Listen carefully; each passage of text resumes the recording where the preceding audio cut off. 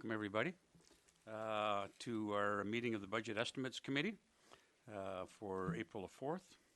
I think we're starting a few minutes late. Apologize for that. We start by acknowledging we're on the traditional territories of the Lekwungen-speaking people, which include the Songhees and the Esquimalt, whose historic connections continue to this day to our land. We also remind people that we're being video conferenced. And that'll be stored in our on our website and archived there. We have an amended agenda, and we have a number of items.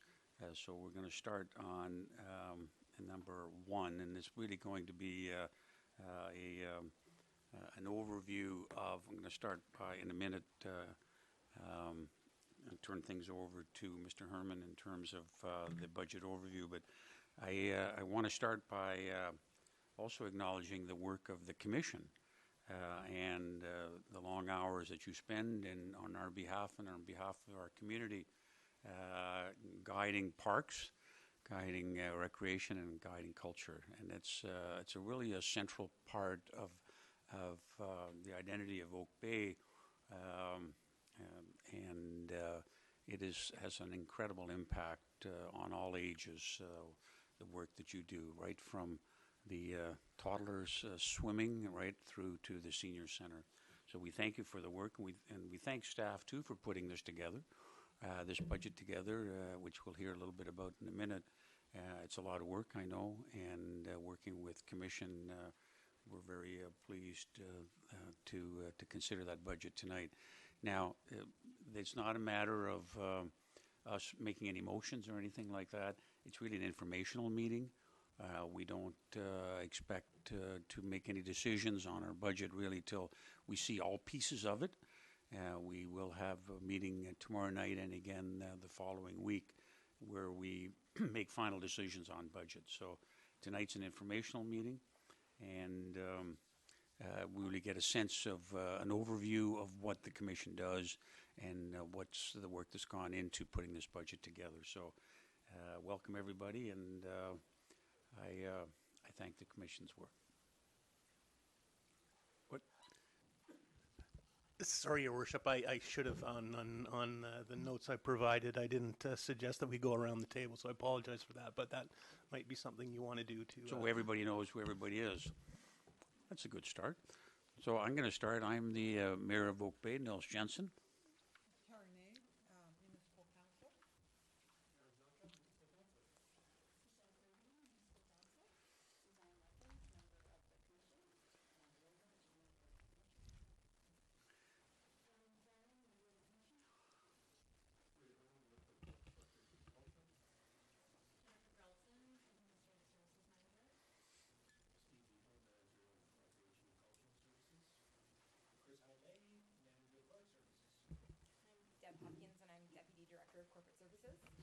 And I'm Warren Jones. I'm the Director of Corporate Services. And just a reminder, because we are being filmed, that if you're speaking, you should push your button, and then that will allow what you're saying to be recorded on the minutes.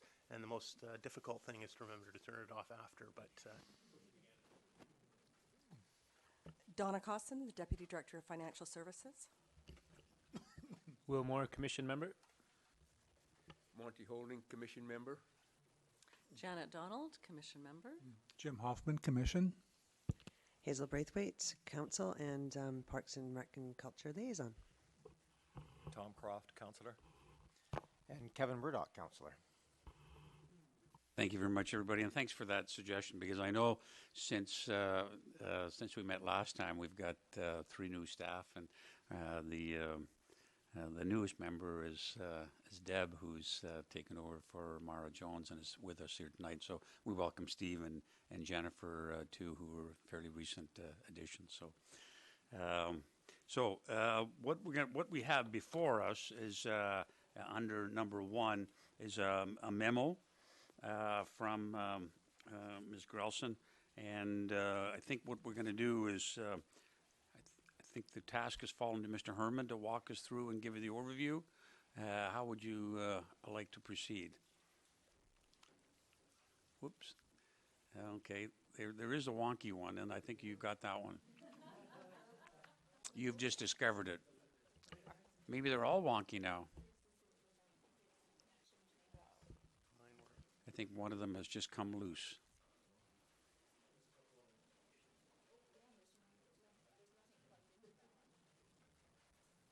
Uh-huh.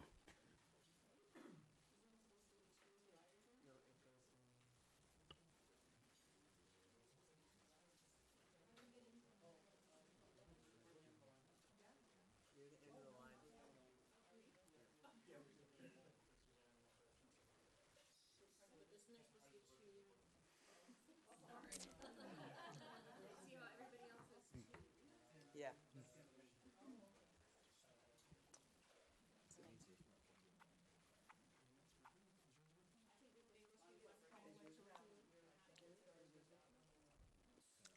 It's right from Councillor Kirby right through to Ms. Donald, I think. It was working before, so something must have shaken loose just as we were going around the table. So maybe it wasn't such a good idea we went around the table.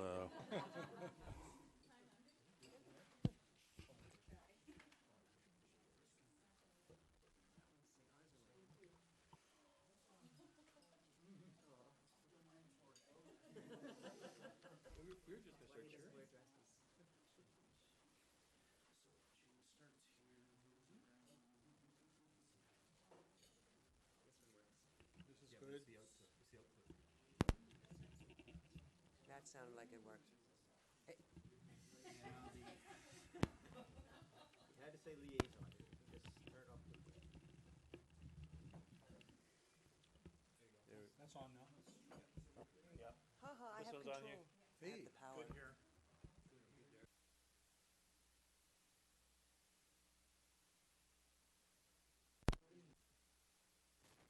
Good there. Yep. Go. Okay, we're all connected.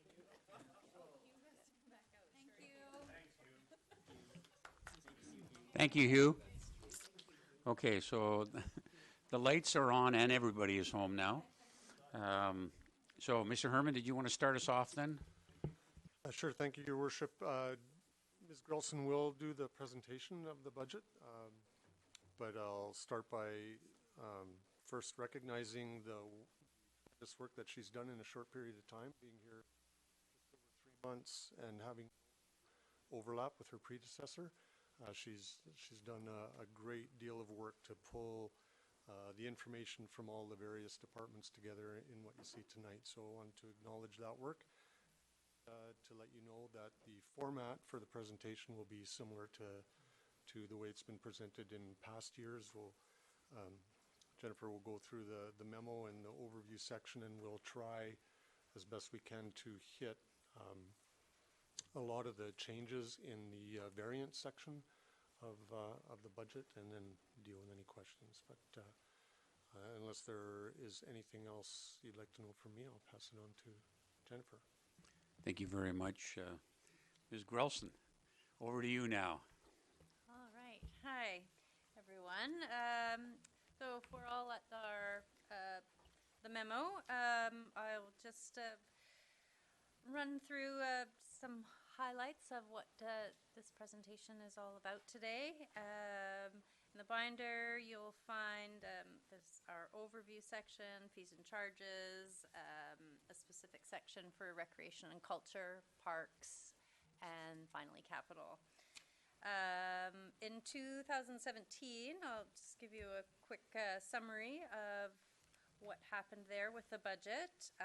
Our net operating expenditure was $3,637,966, which is 9.4%, or the $376,000 less than the approved net budget of the $4,014,606. I'd like to point out that there were $81,360 of revenue funds that were realized from an inactive revenue account in 2017. These funds will be transferred to a reserve account. So to give a true net operating expenditure for 2017, I wanted to highlight that. It's a $3,700,019.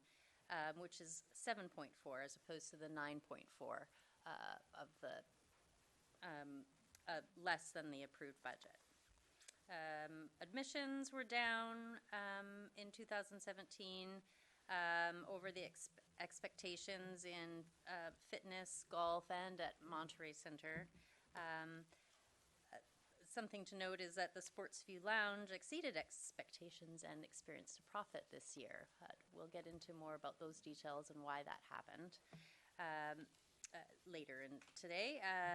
The Parks Division received the Habitat Stewardship Protection Grant, and the work is underway. This year's grant was the second of a 3-year project that received funding beginning in 2016. Aquatics and group lessons were down over expectations. Indoor sports fields saw a large increase in bookings on the turf, though the soccer programs experienced lower registrations than expected. Private tennis lessons were had high revenues, more than what we've budgeted for in 2017. Monterey trips performed really well too. Registration in camps in all of our departments had lower registration than anticipated. And then the popularity of the Neighborhood Learning Center for the after-school program exceeded expectations. And on average, program registration was 10% higher than budgeted. And there were many vacancies in full-time positions in 2017. The majority of those vacancies were due to medical reasons. Arts Alive summer program was well received but ran over budget. Expenditures for the summer program are included in the Culture Cost Center. The arena condenser was replaced in 2017 as the previous condenser was failing. The capital program for 2017 is on budget, no significant variances there. And if we get on to now the 2018 budget request, so we've got a net operating budget request, which is a correction here of $4,034,486, which is 19,881, or a 0.5 increase for the 2000. That the collective agreement expired at the end of 2016, and a new agreement has yet to be signed or bargained. So. The 2018 request does not include salary increase or wage increase for staff wages. Fees and charges. Our fees, we've applied a general increase of 2% for rental rates on the golf course. The change in the park permit fee structure is complete, bringing Oak Bay more in line with other departments in the region. And all of these changes to our fees and charges take effect September 1st, 2018. And so our Parks, Recreation, Culture operating, the budget includes a scheduled shutdown in the arena, contribution to the Parks and Recreation Reserve Fund, as in 2018, as the pool will not have a shutdown, so that's a $20,000 contribution. 3-month closure of the Sports View Deli Bar and Grill from June 2nd to September 9th. Fee increases will total $150,151. Our non-discretionary increase expenses include the no wage increases due to the expiration of the current collective agreement. Salary step increases totaling $18,973. Various utility increases totaling $33,227. Insurance totaling the $2,493.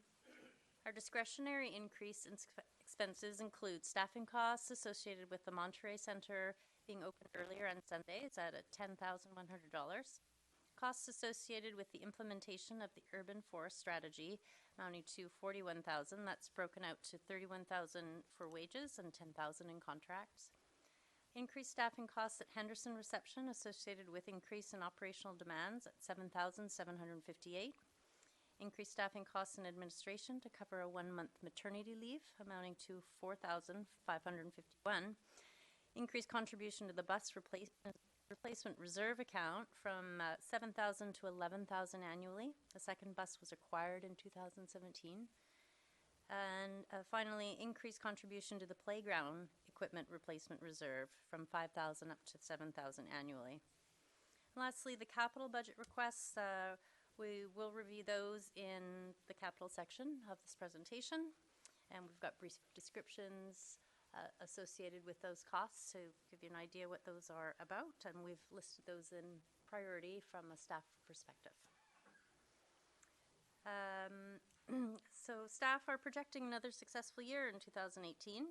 The budget maintains current service levels that were experienced in 2017 and the additional funding to implement the urban forest strategy. So Thank you very much. It provides a very good synopsis and high-level overview. What I'm going to see now is if there's, I'll see if there's any questions on an equally high-level overview kind of basis. And if there's specific questions on particular line items, we can kind of get to that as we walk our way through the various departments and into the capital. So let's see if there's any questions on, did I see your hand go up? Yeah. Sorry, go ahead. Councillor Ney, you start, and you're going to need this red light. Yeah, I think this is fitting of a high-level question. I was just wondering about that revenue funds that came from the inactive revenue account, and now it sounds like what you're saying is they'll be transferred to the reserve accounts. Are there any constraints around how that's spent, or how is that dealt with as we go forward? They are in a reserve account at this point in time, and at this point, there's no restrictions. It's not in a restricted surplus at all or reserve account. Any other overview questions? If not, we're going to go into the next part, which is the fees and charges. No? Okay. Oh, sorry. Councillor Croft, please. Oh, just a follow up on that. Where was the source of that revenue that it was sitting there hiding in a dormant account? How was it originally generated? Is what Donna will probably augment what I have to say about it. It's an annual pass account from 2009, and so change in our accounting practices from cash-based resulted in these funds being there, and we need to realize that revenue after time. We're not going to count on that every year, are we? Be nice. Yeah, go ahead, Councillor Croft. Sorry, high-level question is the Habitat Stewardship Protection Grant. What does that relate to? Yeah, thanks, Councillor Croft. The Habitat Stewardship Protection relates to money we received from the federal government, and we got $101,000 over 3 years. We have one more year, which is 2018, that is encompassed in that $101,000 that was split 3 ways. So that funds a coordinator for the park and some auxiliary employees to spend their time removing invasive plants in areas where rare and endangered plants exist. Councillor Murdoch. Thank you. I might as well get this question out now because I ask it every time. The budget on here is an increase on the over the budget last year, but of course the actuals are, as you noted, 7.4 or 9.6% less than that, depending on how you count it. So I keep asking this every year because we have it's not really a surplus because it's of course we subsidize it, but I guess my question is we have that money left over and the operational costs don't seem to change dramatically. So at what point are we going to start building off of the actuals and not off of the budget from previous years? Because there's a constant accrual, and I guess the second half of that question, as a macro level, is what happens to those sort of surplus funds as they're going? I appreciate they're going into reserves. Have we done the math to look at paying down? I.e., we've got borrowed money for doing the upgrades on the building that we're paying interest on. We're not getting much money in savings. Is it better for us to be spending that to pay down some of those costs rather than just holding on to it? Thank you. Through the chair, I can deal with the first question. I may defer the second question to Ms. Costin. We do factor in previous year's actuals when we sit down and go through our budget meetings. That's just one piece, and I guess whether you conservative budgeting, one thing to note is, I think I've mentioned before, we had vacant positions at a never experienced before level in 2017 that total up to in excess of $200,000. So if you took, and we always budget for all our positions to be full. So if you reduce that,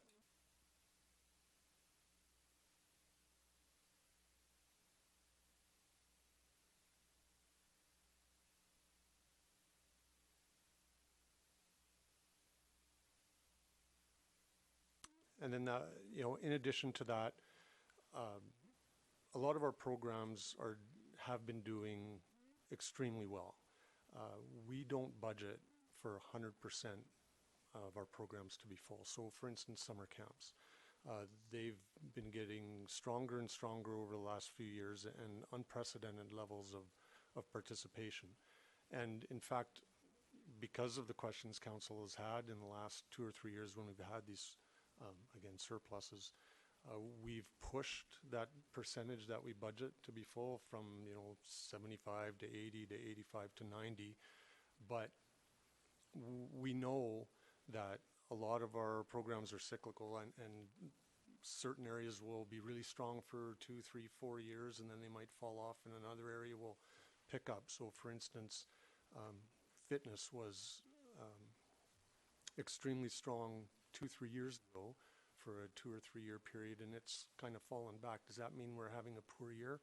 I don't think so. Staff don't think so, but it's come back to a level that maybe is more realistic. It just didn't perform at the same spectacular level that it had in the last few years. If we budget for everything to be 100% full, I think the concern from staff is that we're going to, at some point, at the end of the year, have a deficit to be answering for as opposed to a surplus. So that's where our conservative kind of nature comes in, is we try to buffer all those areas, but if more areas do well than areas fall back, we're still in a surplus. And then when you add to it the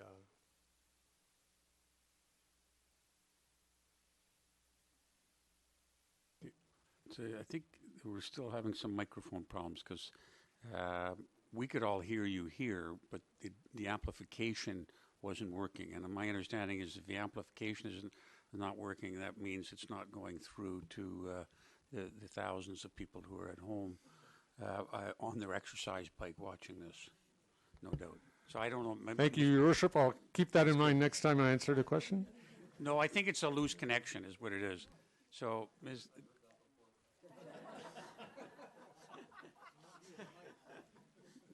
Maybe from Monty, but not from me. Ms. Costin, did you have anything to add then to that? Sure. Past practices, we haven't applied it against debt. We've mostly put surplus into the general reserves, and we've put money aside for those one-time projects, those known projects that, for an example, the arena condenser that we know it's going to fail in the future. We usually put money aside for that, knowing that we can fund it that way. Thank you very much. Now, there may be, and I'm going to encourage if there's comments or questions from commission members around the table, feel free to kind of let me know. And was it Ms. Wilmot, you have a point to make or a question? Question. I wasn't clear. How do you budget for staff increases in collective bargaining? So if contracts expired in 2016, it's already...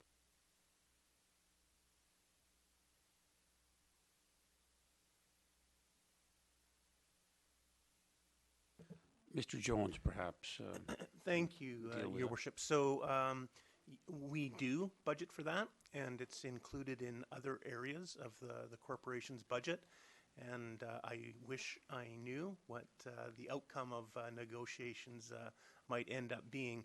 But we don't reveal what that number is. Probably people can appreciate that as we're through bargaining, we want to make sure that the number, the amount of money that we've put aside is known to one side of the bargaining team, but not the other. Thank you for that question. No other questions then on the high-level overview. I think we can move on to item number 3 now on the agenda, which is reviewing fees and charges, which we have under a different tab. Actually, go ahead. Go ahead, Mr. Herman. Okay. Okay, maybe we'll cover that before we move on. Yep, okay. That's a good idea, thank you. Ms. Grelson, will you walk us through that? And at the end of that, we'll see if there's any questions.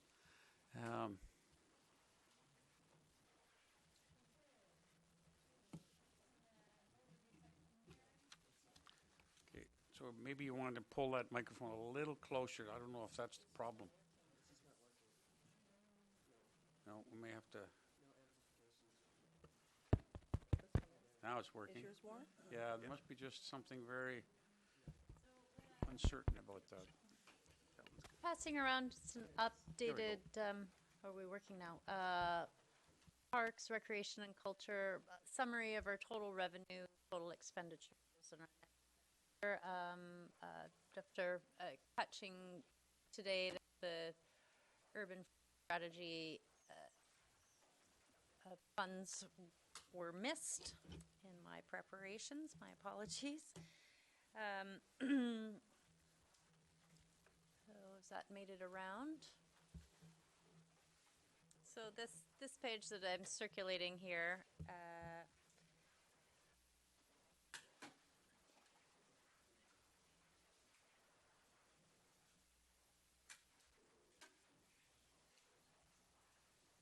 So what's being circulated is just a replacement page for page 1? replacement Thank you. page for page 1.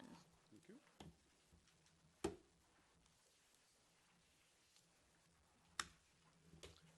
Okay, I think we. So what you see here is it's very comparable to last year. The 0.5% net expenditure increase overall, and it's 19,000, almost 20,000 over the 2017 budget of the 4,014,000. As Raid said, we'd budgeted for no vacancies. However, there were several amounting to 210,000. And had we used our total budgeted, had there been no vacancies and all wages, salaries, benefits, et cetera, that were budgeted for had been used, where did I go? We would have been, would have a net expenditure deficit of 166,000 and change. So if you're all okay for me to go on to our major variances? Yep, please. Any questions? Okay. So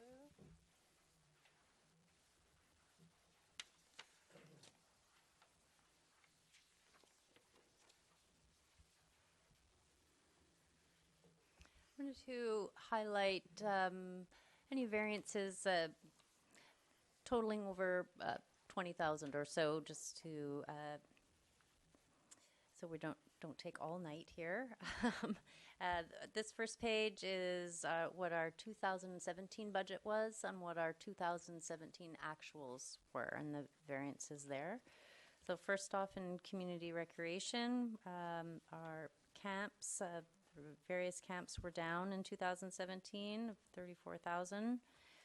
Aquatics, the instruction for spring lessons and private lessons and advanced aquatics were down.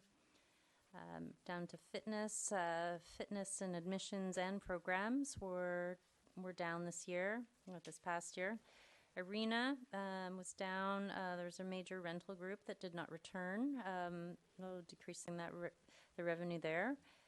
And the Sports View experienced an increase there of 19,000.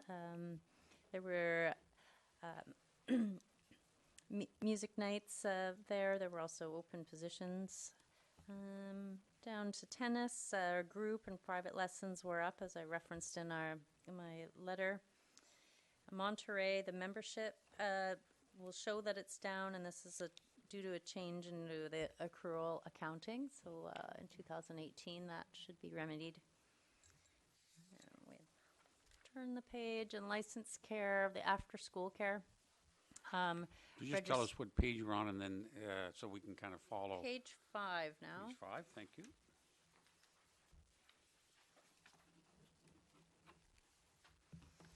The after-school care was up 80,000, budgeted for 90% full, but was 100% full in after-school care.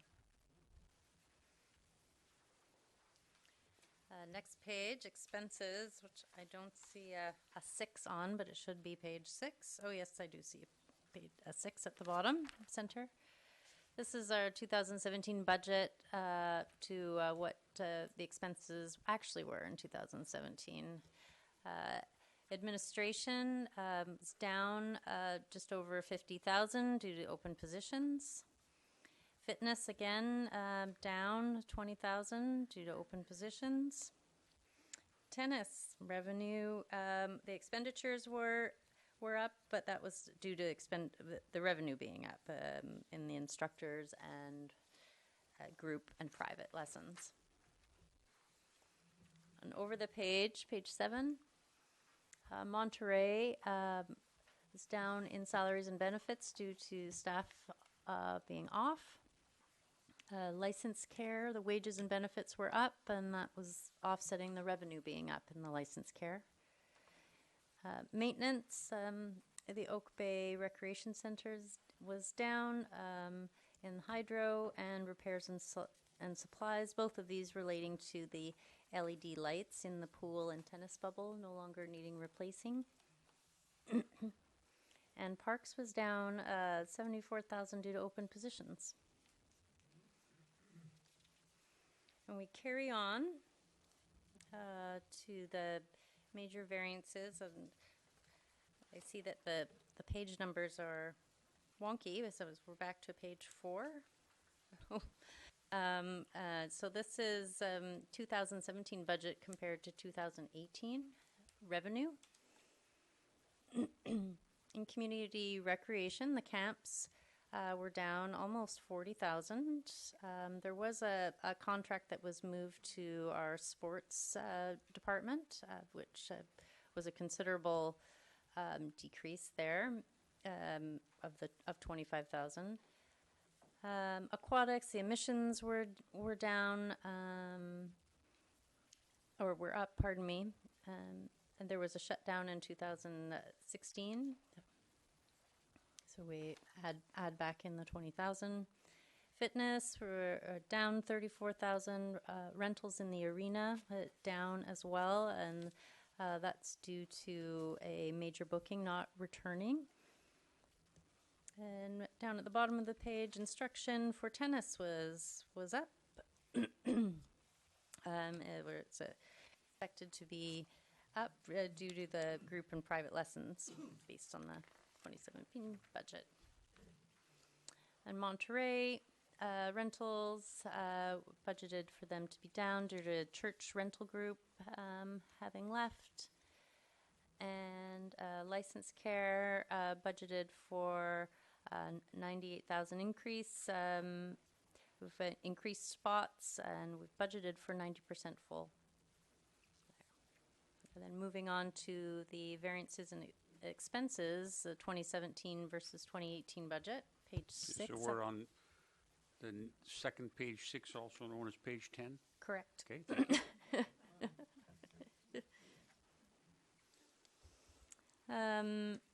Administration expenses for salaries and benefits are expected to be down, and this is due to a step decrease and labor load decrease.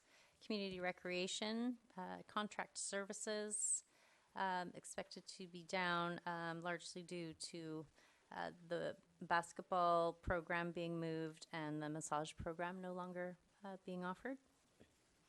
And to fitness, Wages benefits are down 21,000, are expected to be down 21,000, and that's largely due to, some labor load decrease and classes down in revenue, and an office assistant that was removed. And we turn the page, so at page 7. And tennis, the wages and benefits are expected to increase just to offset the increased revenue. Licensed care, same situation there. Wages, benefits to expected to increase up to 42,000. Maintenance, decrease in salaries and benefits due to step decrease and labor load decrease. And finally, in parks, the wages and benefits are expected to increase, largely due to the urban forest implementation strategy. So following these pages, we have user pay ratios. So we've got Henderson Center carrying on strong at 88.83%. That says page 14. We flip the page, page 15. Monterey Center user pay ratio is very consistent at 67.75%, a little bit up from actual 2017. Oak Bay Center, very consistent at 90%. And Neighborhood Learning Center, also very consistent, just over 100%. And then we've got the cost center summaries as usual, which, and then we can go into our fees and charges. Right, let's stop there before we go into fees and charges and see if there's any questions. There was a lot of material there to absorb, and a lot of ups and downs, obviously, as there tends to be in this kind of business. Let me ask, perhaps Mr. Herman might be the best one to answer this. Is generally, in terms of the ratio, how do we do compared to other similar placed communities with similar recreation programs and facilities? Thank you, Your Worship, and I'll try this microphone to see if it performs better or likes me more, or whether or not Warren sabotaged it. We do extremely well. I think I've mentioned this in the past. I've worked pretty much throughout southern BC. A lot of communities will be happy with a 40% recovery rate or a user pay ratio, maybe using 50% as a goal.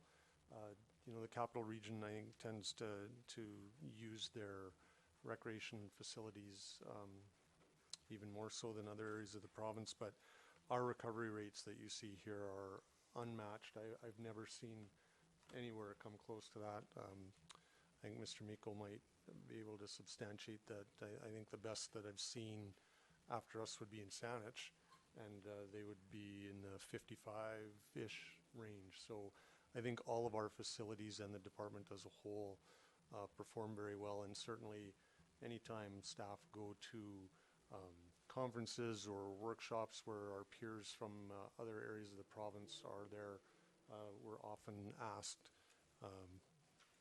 how we do it and what the secret is, and questions like that. So this is unusual. Thank you very much. Now let's see if there's any questions either from council or the commission. Okay, go ahead, Councillor Kirby, then Councillor Ney, please. Thank you, Chair. I appreciate that we are able to recover so much of our costs through fees and through excellent operations. I have some concerns about how 101% of the fees and charges collected from the Neighborhood Learning Center, which is all daycare, child and youth programs. When compared to Monterey Center, where there's 67.75% recoveries done, I feel like there's an unequal distribution where the families with young children are carrying a heavier load for the services that they're provided for than Henderson. And I could be misconstruing this, but it seems like the same thing at the Oak Bay Rec Center. It's 90% recovery there, and that's where most of the families are using the services. And it just seems like there's a larger and larger gap between where we're getting the recoveries. And it seems like that might not be the fairest distribution. So I don't know who can answer that, but Okay, neither do I, but let's find out. Looks like Mr. Herman is leaning forward and now leaning sideways. He's going to change. He's going to change microphones. That's good. Thank you. Sure, thank you. Through the chair. I think I would go back to, first of all, my earlier comments about we don't budget to be 100% full. So those childcare programs are, as I think Ms. Grelson mentioned, we're essentially 100% full this year. So the additional revenue that you're seeing, that we're surpassing revenue, is not based on high pricing, it's based on volume. And we could easily change those numbers to budget to be 100% full. The worry is, and has been, that if we don't meet that next year or the year after, if at some point there's either a bit of a demographic change or private operators wander in and set something up that draws some participation away from our programs, anything like that might happen, we're not going to make budget. So the difference there is, I guess you could call it a conservative budget, but we've seen that in other areas. When I first came here, those licensed care programs were not performing well. And in the short 6 years that I've been here, we've seen fitness not perform well, then perform unbelievably well, and now falling back a little bit.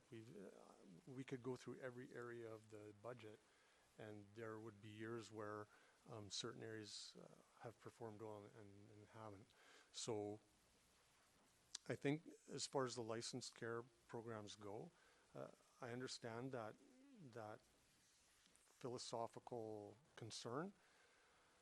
I think from a staff perspective, we've not heard that. And in fact, what we continue to hear, and we provide those comparative sheets in the budget, but it doesn't paint the full picture. And there are things like the fact that we've added swimming lessons, skating lessons, dance lessons, all these things to our program have done nothing but encourage people to participate more, or we have longer waiting lists and more people wanting to come and be involved. So from a staff perspective, that demand would not be shown if we felt that our pricing was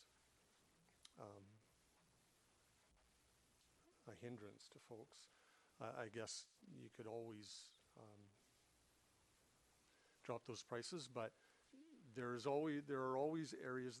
The department as a whole requires tax subsidy to operate, and we're always cognizant that in any given year, one area will perform well and another area may not, and the areas that do help to carry the areas that don't in that particular year. So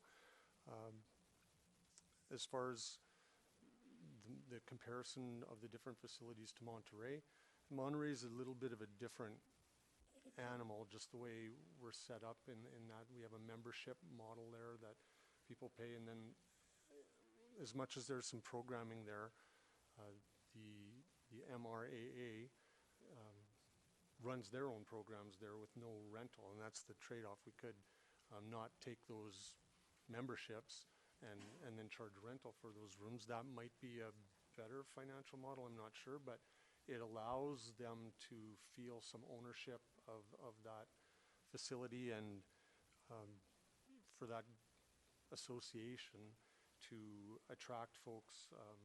There's the whole social aspect and getting some of those older seniors out of their homes and participating and being social, I guess, is part of that. So we haven't tried to mess with that situation. I guess if we wanted to address that, if council felt the direction to staff should be that facility should have a higher recovery rate than it does, that would probably be one of the first things we would look at is, okay, should the membership rate go up? So, I mean, it's all good discussion. We've, I think as staff, been very cognizant of the fact that as much as we're performing well financially overall, if we dip, it's on the shoulders of very few residents. It's a large department for a municipality of 18,000 people. So if we start to dip, the tax bite to residents is going to be noticeable. So that's kind of been the direction we've taken. We try to ensure that the public good and the philosophical foundation that needs to exist in a comprehensive Parks, Recreation, and Culture department is there, but we're, I think, very much tuned into the revenue side of our department, much more so than other places that I've worked. Yes, carry on, Councillor Quick Kirby. follow-up. Sorry, thank you very much for that, Councillor Herman. Whoops. Ooh, we have some exciting news for October. All right, I just, that helps, definitely, and I just wanted to, you mentioned that the additional programming that's provided for the licensed care, swim lessons, and the other additional dance and other programming that has been added on over the last couple of years, which is fantastic, and I applaud our staff for coming up with an innovative approach to that and offering so many different, so it's helpful, so very helpful for parents that want to do those extra things but don't have time and can't make those lessons. So I think that's awesome and innovative, as you guys always are.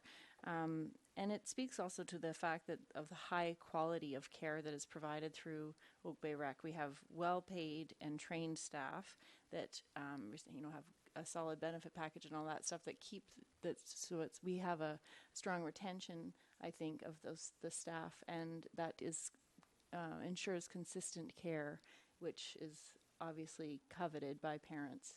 And so my point is that I don't think, even if there were private operators starting up in the region, that any of them could come close to the quality or service that is provided through Oak Bay Rec. And with the millennial generation now having their kids, I understand these things are cyclical, but I don't expect to see a drop in the numbers at Oak Bay Rec for child and youth care for 10 years. And so I think this is kind of fundamental for us to grapple with now, as we're also about to include a whole new program coming from the province for childcare that will reduce the fees and will encourage and suddenly we'll be able to offer more, I think, to parents for less. And I know that it's just starting now, but $350 started this week, but a reduction in fees for the infant toddler spaces. But as we get more of that program rolling out over the next 10 years, the demand will increase, I think. And I think we can expect to see our numbers stay solid all across the board. So I'd love to see us be leaders and find ways to make sure that we're offering affordable quality care that has all these amazing innovations that you guys have already come up with, and find ways to enhance those programs in a way that's fair to all parents and not just those that have the means. I'm always concerned that we're offering high quality and amazing programming, but only for those that can afford it. And so whatever we can do to ensure that it's fair and universally accessible, I think that should be our goal. But that's just my 2 cents on that particular issue. I did have one other question. Was you said that camps are always full, and then I heard Jennifer say that camps are down. So I am confused. That doesn't make sense to me. Yeah, thank you. Through the chair, I might have been speaking in general terms. The camps were down this year. Camps are just another one of those areas where, similar to fitness, where the last 3 or 4 years, they've performed even much beyond staff's expectations. I mean, regardless of what we rolled out there, they would be full, and they've come back a little bit. I think it was still a strong year, strong summer, but not to the same level that we've had in the last couple of years. The other thing, just not to prolong the discussion, but with respect to the childcare, we did, I think in an email answer to an earlier question, I'd said that we were going to try and bring some additional information. So what our staff did is a really good comparison based on the actual number of school days in a year, 182 in this last year, and compared our rates with others. And, you know, the other thing that I think folks really find attractive with our program is the flexibility that they can register on a daily basis, whereas a lot of the comparables out there don't provide that flexibility. You have to register full-time, regardless of how much you use it. And for instance, in December and March, I mean, March this year had 11 school days, but you're paying for a full month regardless. So when staff did that comparison, you know, I would say we're still at the high end, but on an annual basis, if you came every day, it would cost you $3,591. That's $49 a year less than you would pay at West Shore, $191 a year more than you would pay at Ankle Biters, $341 more than you would pay at Fairfield. Esquimalt is about $1,000 less than we are, but full-time only. Kids Club, which is a well-known program in the region, we're $191 a year more than them.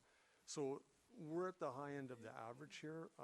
I think then it comes down to a philosophical discussion, which is really outside of staff's purview in terms of whether council wants to see those programs generally offered at a lower price, and I'm not sure how. I mean, we would have to take direction from council and then do some work as to how that would be rolled out. I mean, one of the ways we can do it is freeze pricing for the next few years. When we go into fees and charges, we're proposing to freeze our before school care rates, because we know when you look at the market, we're a little bit high. And so I guess that's one way to approach it. To cut them now is going to mean an impact on the bottom line. So I guess it would just depend on what the appetite is to, that's right. Okay, thank you very much. I think Councillor Ney, I think you had originally had your hand up. Thank you, through your chair, to staff. And yeah, thank you for the explanation about the way this program is, this center is managed, and really congratulations to you and the chair, your leadership, your team that you pulled together. And I have to say, when you're at your conferences, Mr. Herman, I really wished I had a way into what you say to people. Ask you, what are your tricks? What is your magic wand? But I think what we can see in the way you respond to our questions here, and the way you manage, is that there's a lot of flexibility in what you do. And You're responsive to feedback, and you're very conversant with the other programs in the region, so that our fees are competitive and our programs are complementary, and you never stop. You've always got an eye to innovative programming here. So I thank you very much. It makes us all proud and confident about the work that you do. Picking up on the some of the questions, Councillor Kirby, I appreciate the questions. But one of the things that stood out for me, I'm wondering if you could help me understand, was on page 5, the preschool got closed down. And just help me understand, because I was trying to understand what happened there and if there's any foreseeing of pickup given the new funding that's coming down the pike. Sorry. Oh, sorry. Yeah, it's under variances. Yeah, it's the second 5. It's the second 5. Yep, page 9. Okay, so, it's page 9. Oh. Yeah, through the chair, that's specifically the nature preschool. That was a new initiative that was attempted and sort of a trend where the children would predominantly spend their time outdoors. And you see that happening in a few locations, and we gave it a go, and it just didn't attract the numbers to enable it to sustain itself. A very quick question, and then one more after this, is I don't know what accrual accounting means. It's on page 4. It has to do with the membership down at Monterey of 45K, about that shortfall. What's that mean?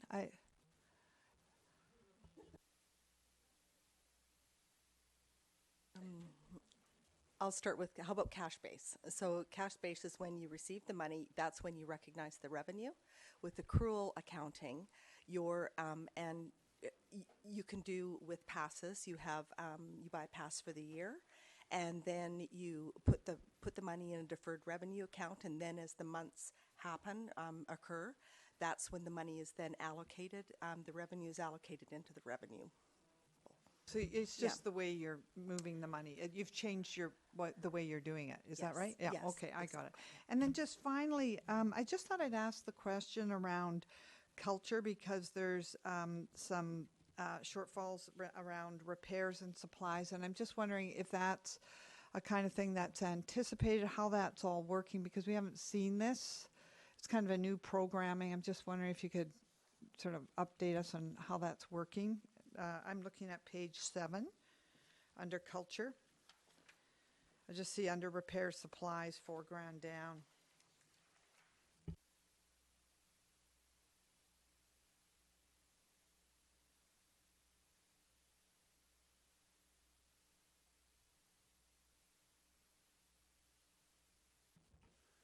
Thank you. Through the chair. One of the things we experienced in the culture budget is we also tie in our revenues to the film industry, so our film permitting fees. And in a particularly good year, and last year was fairly good in terms of film permit fees, it does allow us then some flexibility to add to some of the events. So the arts events, for example, it allowed us to, a real specific example, we were able to hire the large puppets and face painters, etc., for the movie night and things like that. So it's kind of monitoring how that goes through the year, and those additional revenues that came in through the film permits allow some of that flexibility to enhance events. Councillor Croft, please. I think you had some questions. Through you, Chair, to Mr. Herman. You mentioned, Mr. Herman, the possible complications of increasing the fees to the Monterey members. Do you have an annual contract with the Monterey membership, or does it run for a couple of years, or how does that work? Through the chair, actually, we just signed last year a memorandum of understanding with them. I'm off the top of my head, I can't remember if there's a term or what the term would be. It may be a 5-year term, because I think that's our limit. And really, it doesn't speak so much to things like what we charge for membership or whatever. It really speaks more to the expectations that either side can have of the other, or what the responsibilities are. So we will provide this and they will provide that, and that was a first. There were a lot of unwritten understandings that as there's changeover between staff and members of their executive, some elements of that were lost, and so I think it was a really positive move, and really, to be fair, it was the MRAA's impetus to get that done, and a lot of that was due to the New Societies Act and the work that they were doing to become compliant with that. But that being said, it's in place now, and I think we're very clear now on where we don't stick our nose into their business and where we do, and but it doesn't speak to things like what we charge for memberships, if I understood your question correctly. That is my question, but wouldn't the organization establish their own fees on an individual basis, not through Parks, Recreation, and Culture, saying this is the cost that we're going to charge you for the services that we're providing, and then they would establish their fee basis on that? Is that not how it would work? Through the chair, for their activities, correct. But the membership that is paid, when people pay their $45 to become a member, that money comes back to us. So that's sort of our arrangement, as opposed to, and as I mentioned, the other option would be that we don't have that, and then we charge them rent. But instead, we take that revenue and we don't charge them rent for the club's use of various rooms, and I think that allows them to have that association and just that feeling of belonging. And I did have one other question. In previous years, you've given us the overall recovery rate when you've broken it down to each of the different areas, but I didn't get an overall recovery rate for Parks, Recreation, and Culture. Yeah, that would, I guess you'd have to do the math on the front page, and I think it's 67%. Similar to previous years. No, for the whole. Ms. Wecken, did you have any comments or questions? Yes, I guess being fairly new to Oak Bay, thank you, and I feel still a new member of the commission. And looking through the budget, I was very appreciative of all of the detail. I do get hung up a little bit on the user pay ratio and the net expenditure pieces, and the contrast that Monterey seems to have. And being part of the commission, we do look to provide, you thanked us earlier, as a bit of a guide, and we do have ideas of directions and things that we'd like to see happen within Oak Bay with Parks, Rec, and Culture. There are, I guess I'm being mindful of pointing a finger at Monterey, but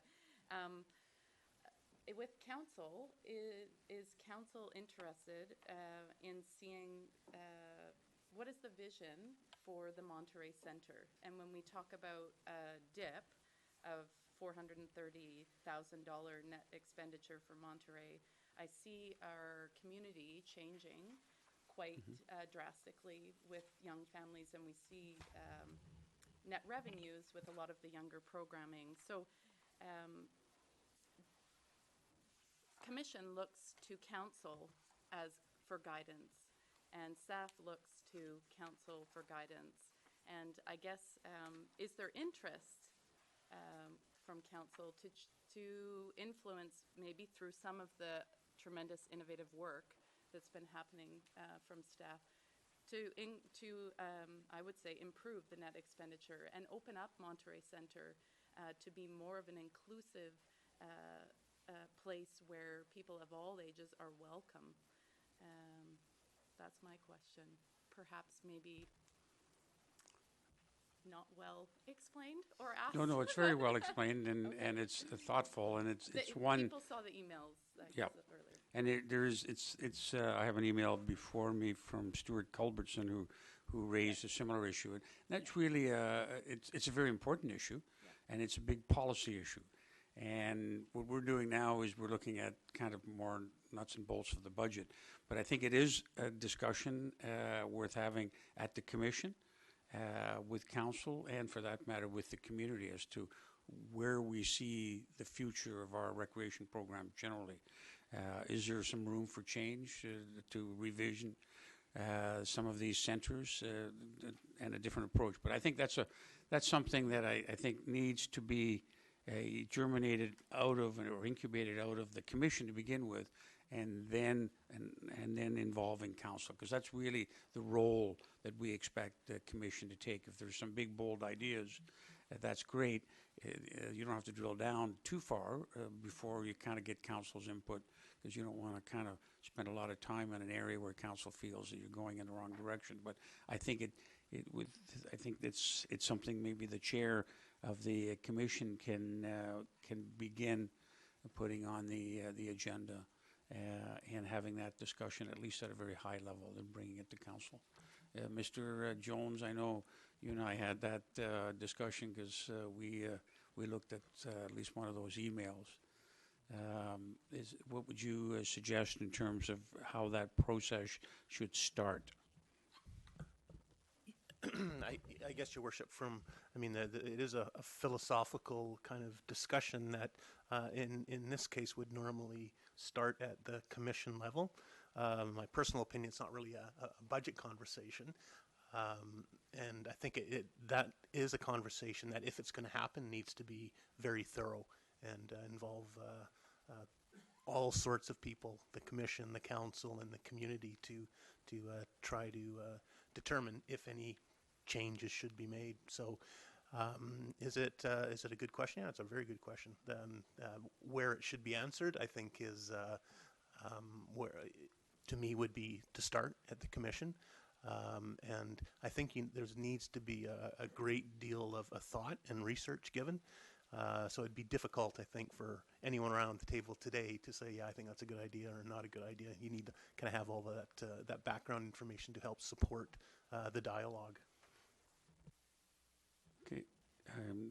If it's on this point, I'm going to discourage it because I want to refocus on there. I don't see any other question. Oh, Councillor Murdoch, did you have any more questions on this before we move on to fees and charges, please? Thank you. And Councillor Zelko after that. Thank you. Thank you, Chair. I just have a few questions on some of the line items. I noticed that Henderson revenues are down, and in the detailed portion of it, it looks like it's primarily the massage and camp revenue under contract. Is that just in response to just the reality of what's happened at that site?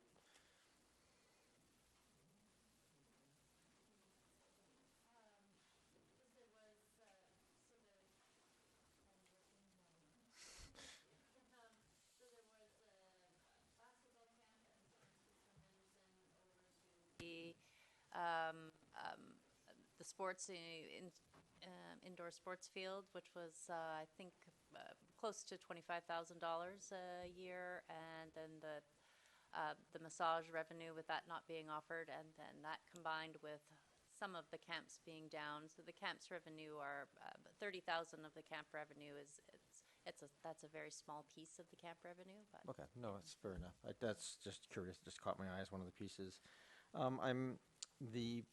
This Parks and Recreation admin revenue, which is a budget of 0 and an actuals of 68,000, and then back to 0 again. Can you just explain that change?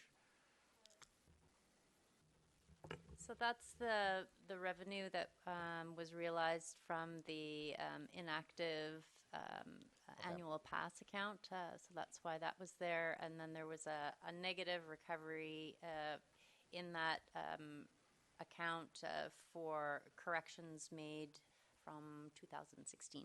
Okay, thank you. And I'm always curious when you see things like Oak Bay maintenance as a revenue line item, which is budgeted at 0 and then it has some revenue. What is the maintenance revenue? For 2018? For 2017, it was budgeted at 0 and came in at 3,800 and change. That was I think the hydro, okay, it's... yeah, was it no, you're regreening. I've got my hydro grants mixed up. If you don't have it, it's fine. Yeah, it's a small dollar amount. It's always odd seeing maintenance as a revenue item. Yeah. So, Okay. So it's a rebate that Hydro provides to maintenance. Okay, thank you. The other, just want to make sure I understand this. This is more for my own edification than anything else. There's expenses for Par 3 Golf that has sort of both program expenditures and under parks and playgrounds. I'm assuming one is park maintenance and one is essentially staff running the opera. Okay. And the culture expenditures here are 23,000 and change over budget. What is that covered by reserves then in that situation, or where does that money come from? Thank you, through the chair. It is covered through the revenues, as I had mentioned before, so it does show as additional expenses or overages and expenses, but between both additional monies that were brought in through events, additional monies brought in through the Arts Laureate in for example, selling piano, and to the additional film revenues. So they approximately equal each other out. We're still about 3,900 over in expenses. Okay, thank you very much. And last couple of questions. When maintenance expenditures under the maintenance section, as a total, we're at 93% of budget this last year, or $165,000 down. I guess I'm always concerned when I see maintenance not being fully utilized because it can have long-term costs. Is that? Just want to make sure I understand the reason for that down.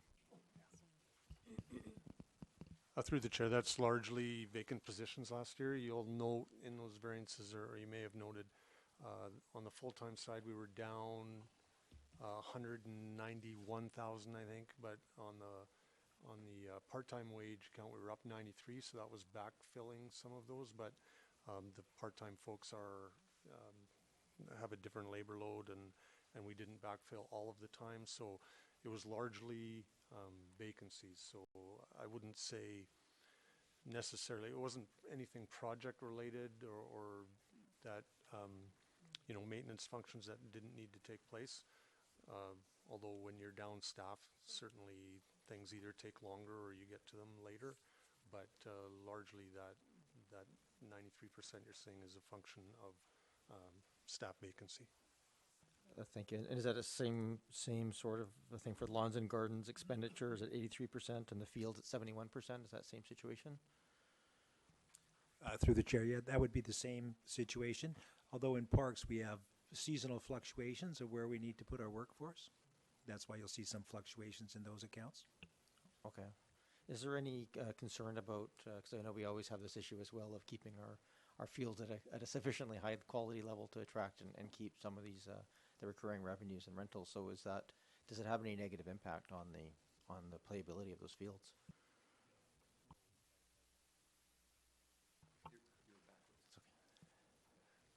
Through the chair, no, it does not. Okay, thank you. I could hear you, but it's good to have it on the thing. I guess I would just throw my 2 cents into on the Monterey question. I think it's a discussion very worth having. It's I think having maybe a joint session at some point to talk about that. Not here tonight. I appreciate that. Maybe not the right time and place, but the budget does always sort of bring the realities to light. So when you're looking at those numbers, it gives you some impetus for actually considering some possibilities of use. So I'll leave that there. Thank you. Through your chair, we're done. Thank you very much. You have to be careful you don't double clutch the microphone button. That's what happens. Councillor Zelka, I think you had some questions too, please. Yes, and I thank think you. at that point, well, unless there's any others, we'll move on to fees, et cetera. Thank you so much, Chair. I appreciate that. And I continue to hear absolute wonderful, positive things about Oak Bay Parks, Rec and Culture, and compliments to everyone around the table. My 2 cents worth on the user pay ratios. I also think it's a suitable discussion for us to take a look at the numbers, how they're so different for the Monterey Center versus others. There's a wonderful magic sauce that you're brewing, and that you've brewed at Oak Bay Parks, Rec and Culture. I certainly don't want to ruin whatever you're doing, but if there's any way of reducing the load on the taxpayer in certain areas, that would be fantastic. I know we have an age-friendly policy, but for me, age-friendly is age 0 to to whenever. It's not just older folks. So one thing that would help me understand these the reports, in particular the user pay ratio numbers, is I can't quite get a handle on the burn ratio, in particular on a per user basis. So for example, in the Monterey Center on page 15, I see the total expenditures of $1.3 million. And it's great I have a user pay ratio showing of 67%, but what are the total number of people, of users, does that represent? That would help me understand, the burn rate per user for Monterey versus the burn rate per, say, for example, the Neighborhood Learning Center. Is there any way that I could have a ballpark number? It doesn't have to be exact, but just approximate numbers for users at Monterey, users at Henderson total that represent a 1.7 million burn rate, and approximate number of users at Neighborhood Learning Center, please. Thanks. Through the chair, we typically have good statistics up to date. Through our software turnover, there's been a bit of a lag as we go through some glitches, and our stats are kind of on the back burner for the time being. We could put that information together and bring it forward at a later time, but it will take a little bit of time. If I may, Chair, through you. Just before you do that, and I think that you'd probably also have to look at the definition of user, because I know, for instance, there's maybe a user who's there all week at Neighborhood Learning Center or one day, and probably the same at Monterey. So I guess it's full-time equivalent user maybe, or something. You might have to come up with a definition. Actually, through the chair, the typical standard in the industry is visits. And Okay. I know last time I kind of looked overall, we were over 1 million visits a year. Visits, okay. Yeah. That's a good But user that basis. doesn't differentiate between Right. different facilities. Okay, thanks. Thank Councillor you. Zelka, please Thank you, continue. Chair. Through you, the final comment on this item is I remember the first year or two I was here in Oak Bay, there was I think the Queen was having her longest reign dinner, or there was some special monarchy dinner that was being held at the Monterey Center. And being a monarchist, I wanted to buy tickets for myself and my children. And I was told that my children aren't allowed to come because they're too young. And I was shocked. And anyway, I ended up not going to the dinner as a result. But I just realized that Monterey is a little bit of a different policy than elsewhere, and I'm sure there's a reason for it. But I think it's worth us taking another look. I wasn't that shocked, actually, but still, I just noticed it was a bit different. Yes. So that's the last one on that item. I do have one more question, if I may, please. With respect to the urban forest details, I think that there's a mention of $10,000. Is it appropriate now to ask for the details of urban forest strategy? What's going to be done for that $10,000, or is there another appropriate time in this meeting? I think perhaps when we get to that part of the expenditures, yeah, that'll probably be a better time, because it'll be in the context of that, the program generally. All right. Okay, go ahead on the issue of the overview still. Super brief. I just wanted to ask, I forgot to ask about the utilities. In the overview, there's a $33,000 increase and in various utilities, and $33,227. And I was kind of surprised by that, because I thought we'd done so well on our energy of hour. I'm taking Ken's credit there, but and all your work.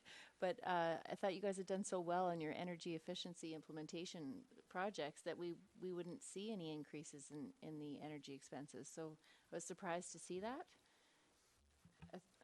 Wouldn't it just sort of be the same? Through the chair, that $33,000 is, when you compare it to our overall expenditure on utilities, is pretty small. And for instance, all those utilities are raising their prices other maybe than gas, but and even our own water charges. The water that goes in the pool, we're charged for that. So I think what we would say is if we hadn't have done all that energy conservation work, that 33,000 would be a much bigger number. Okay. Thank you. So, thank you. So seeing nothing, no other hands or questions or points, let's move on then. Thank you very much. Now we're on to item number 3 on the agenda, fees and charges. And I see, Ms. Grelson, you've highlighted the yellows for us, at least in our books to show, or our binders, to show these are the changes and the percent changes. That's that correct. We can see. Now, you want to give us a kind of a very high level understanding of the fees and charges and the reasons for, the general reasons for the changes? Yes. Thank you. Through the chair. There's a general 2% increase applied to fees and charges that is consistent with inflation rates as we do year to year. I also have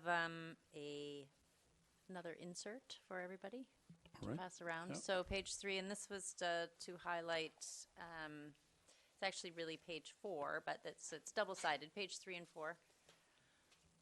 So it changes page, it's a update to our current page 3, 4? Yes. That's correct. Thank you.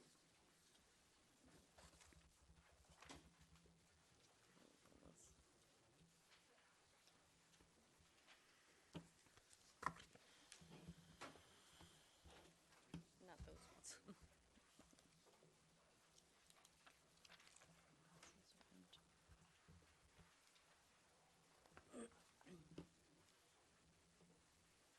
Did they stop there?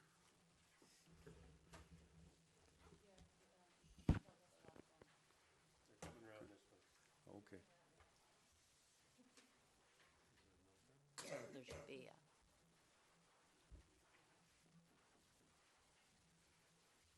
that was an extra bundle of them this time.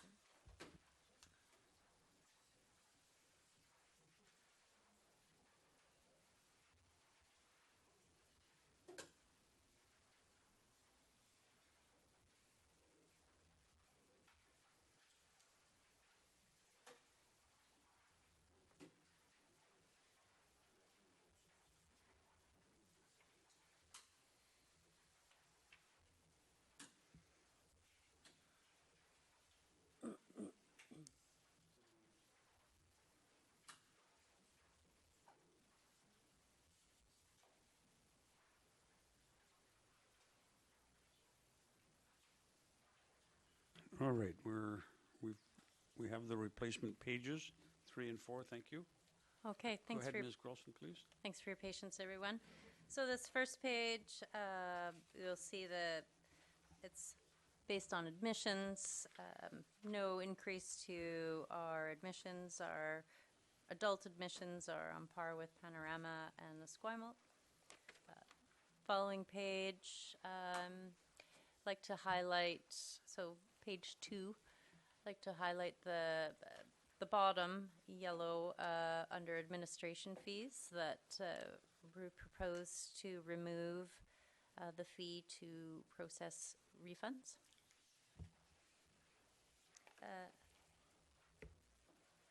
Page 3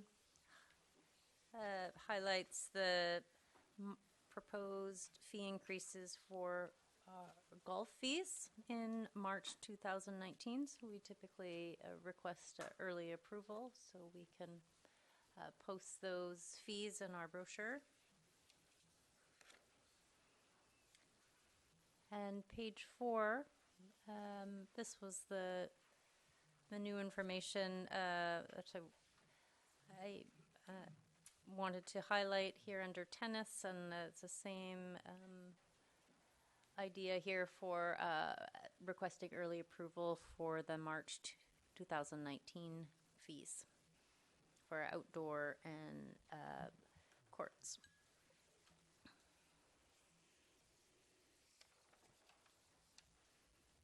And then page 5 is our room rentals.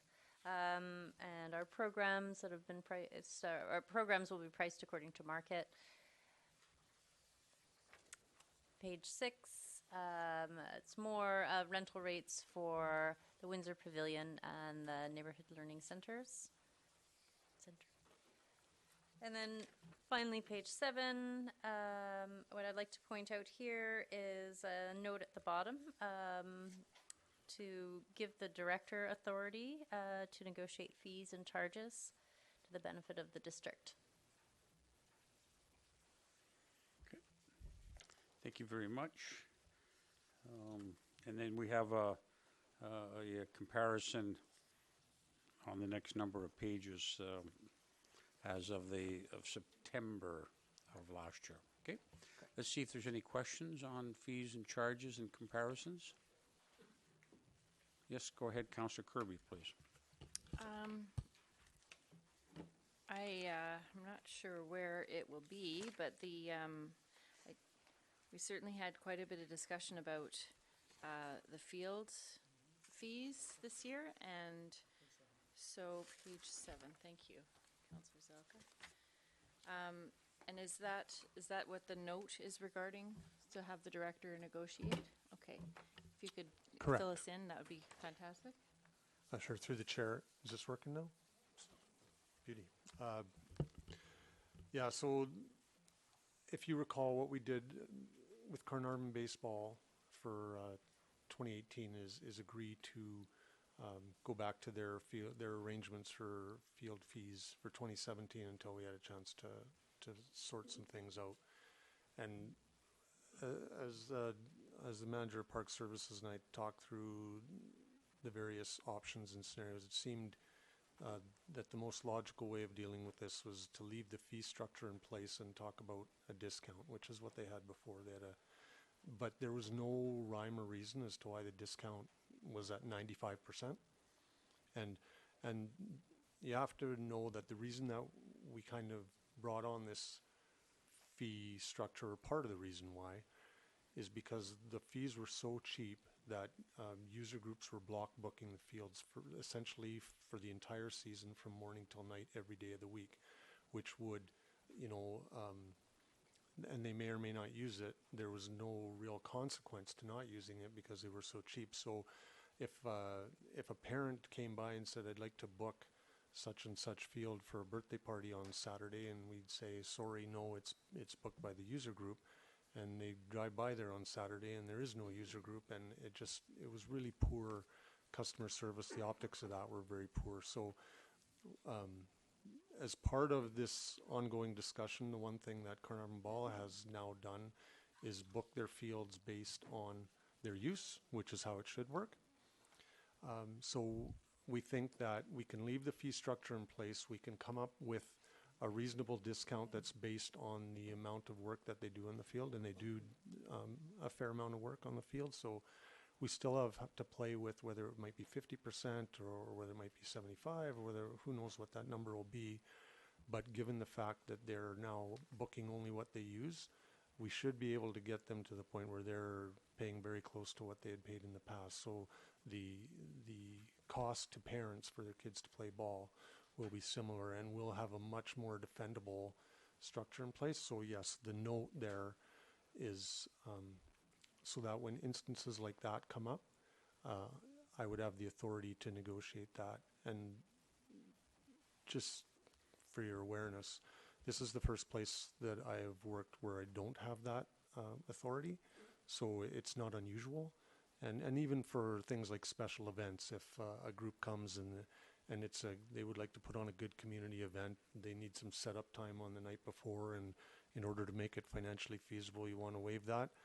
Right now, I don't have the authority to do that, whereas if this were approved, then I would.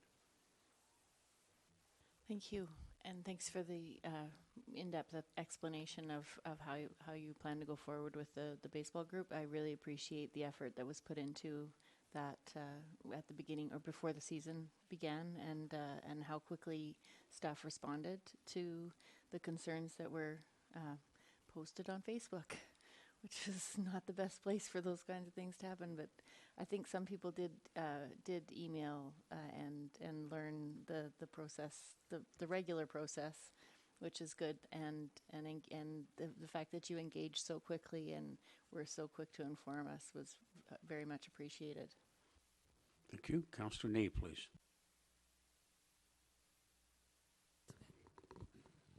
Through you, Chair, to staff, one of the line items I was so impressed by was on your admission fees to the facilities that over time have, if you look back since January 2013 on page 1, many have since actually gone down, but for the most part being maintained. And that's always a nice thing to be seeing, especially for our users. And I'm just wondering, if you don't mind sharing, how do you do that? Like, are we getting more people using it, or you just held them in place? Like, what is the thinking around that? Through the chair, it's because of the volume that was going through that allowed us to do that. That 2013 kind of coincided. You may recall the turnstiles that were put in at the Oak Bay Rec Center, and from that day forward, we saw the attendance revenue jump significantly, and so since that time, and it's also market driven. I think one of the things, if you remember the GST, HST back and forth, at one point we were at $7 for an adult admission, and that was at the time just previous to this where we were starting to see some dips in our overall revenue. We took advantage of that switch back to GST to drop our rate to $6.75 and been able to maintain it there because of just the sheer volume of people that are coming in the doors. Councillor Zelka, please. Thank you so much, Chair. Through you, a question related to what is the impact of the UVic CARSA program? It's been a couple of years now, and I haven't seen a huge change in revenue. Just I'm kind of curious as to what you may have noticed. Through the chair, yeah, it's been negligible. Staff were a little bit concerned at the time when it was being built, and were wondering if we should adjust the budget to, and I think we had discussions to that effect at the commission table, but we didn't, and we virtually have seen no impact to our operation.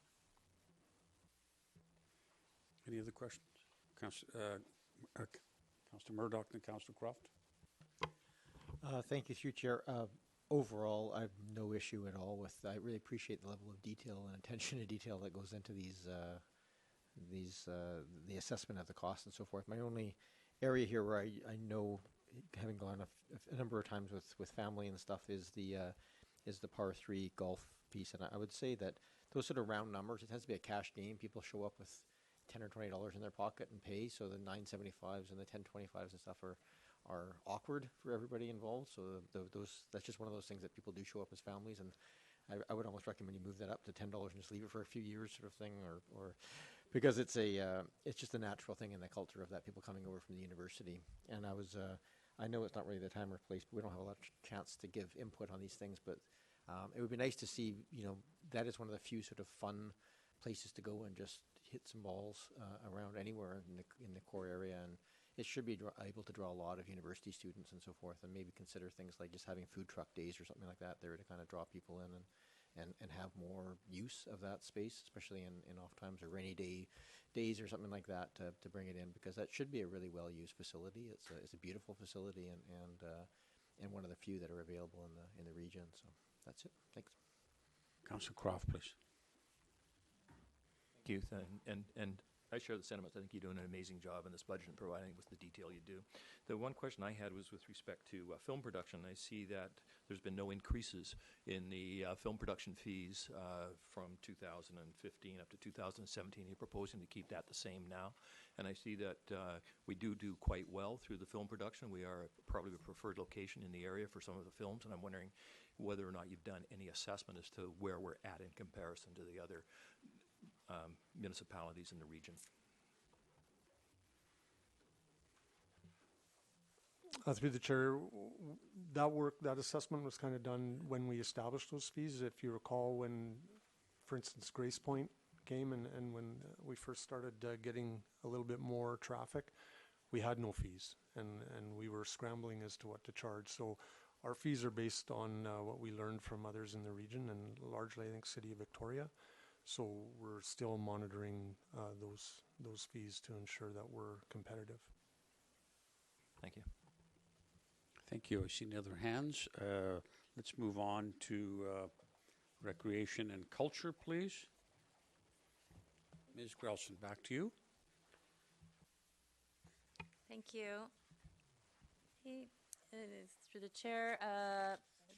So this section is the overview of the recreation, culture, revenues, and expenditures, and we've done a high-level overview already. It includes all the recreation, culture, and administration, accounting, revenue, and expenditures.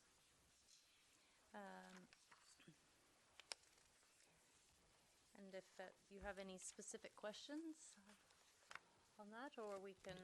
I don't think we're going to go line by line. I think questions is better, but let's begin with the point that was made by a commission member who couldn't be here tonight, Mr. Culbertson, about culture, where he notes that Arts Alive program had an overrun last year, which had to be covered, and he also notes the film shoots have gone up, we're over target, and he then goes on to suggest supporting an increase in Arts Alive budget.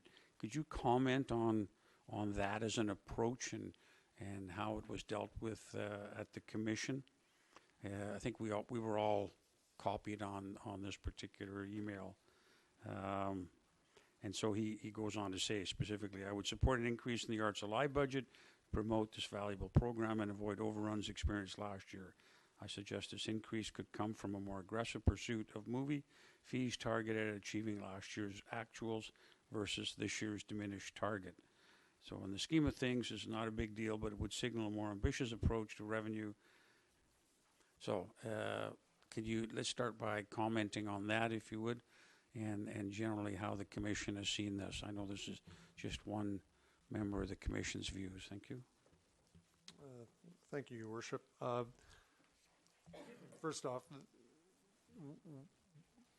this year is a different format in terms of the budget rollout at the final stage. Typically in the past, we would have presented this to the commission already, but some changes are being made to try and streamline the process. So the commission has not seen the final, so there was no discussion at final. The commission did see this in November at the provisional stage, but we did not have our final numbers, obviously, at that time.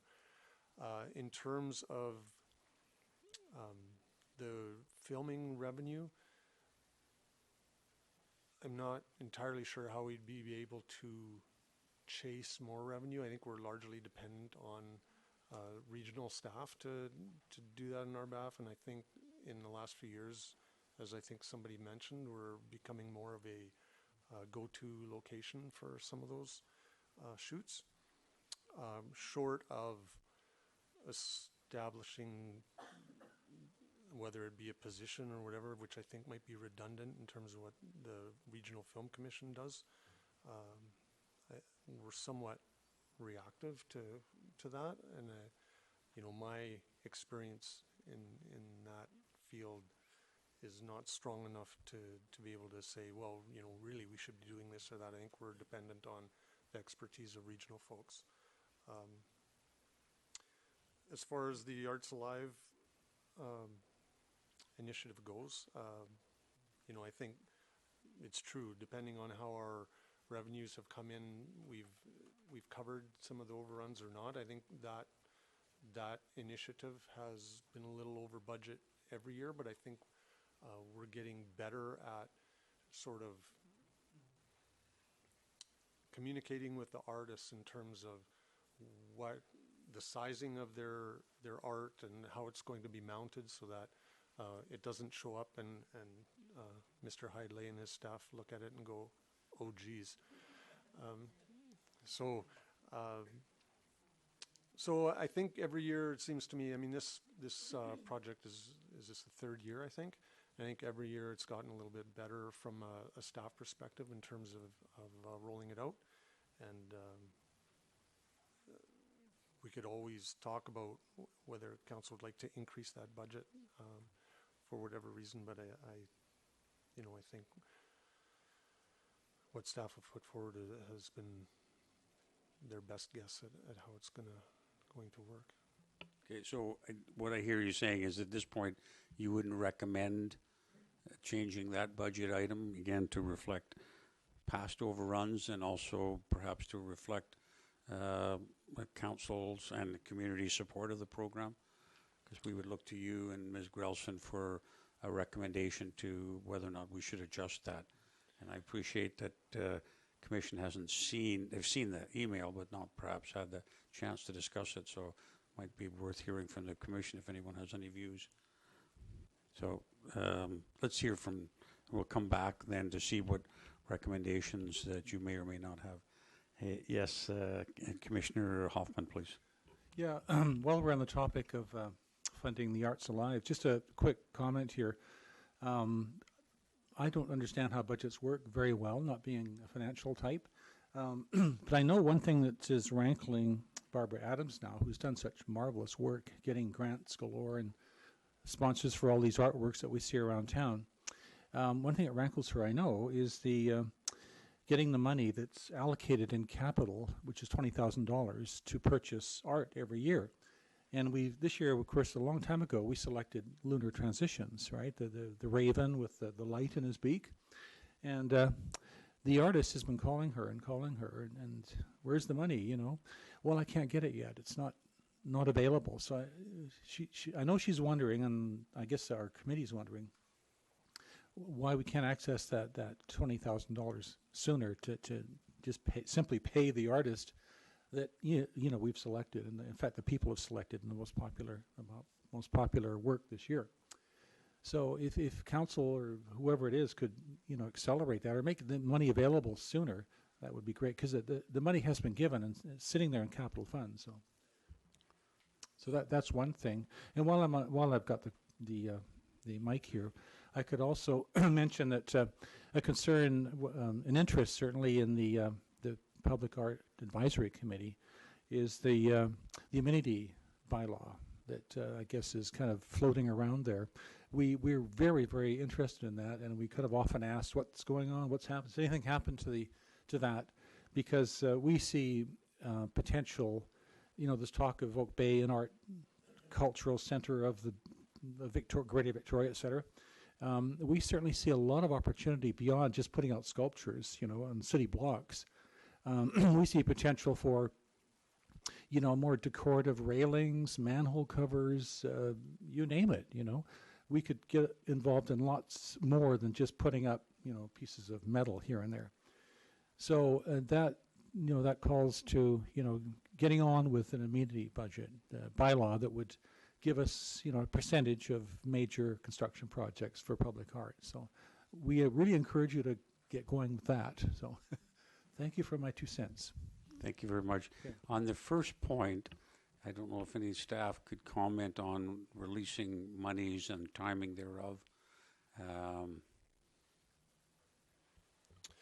Yeah, Your Worship, that purchase is actually in the capital section of this budget, and noted as funded from other sources than taxation. I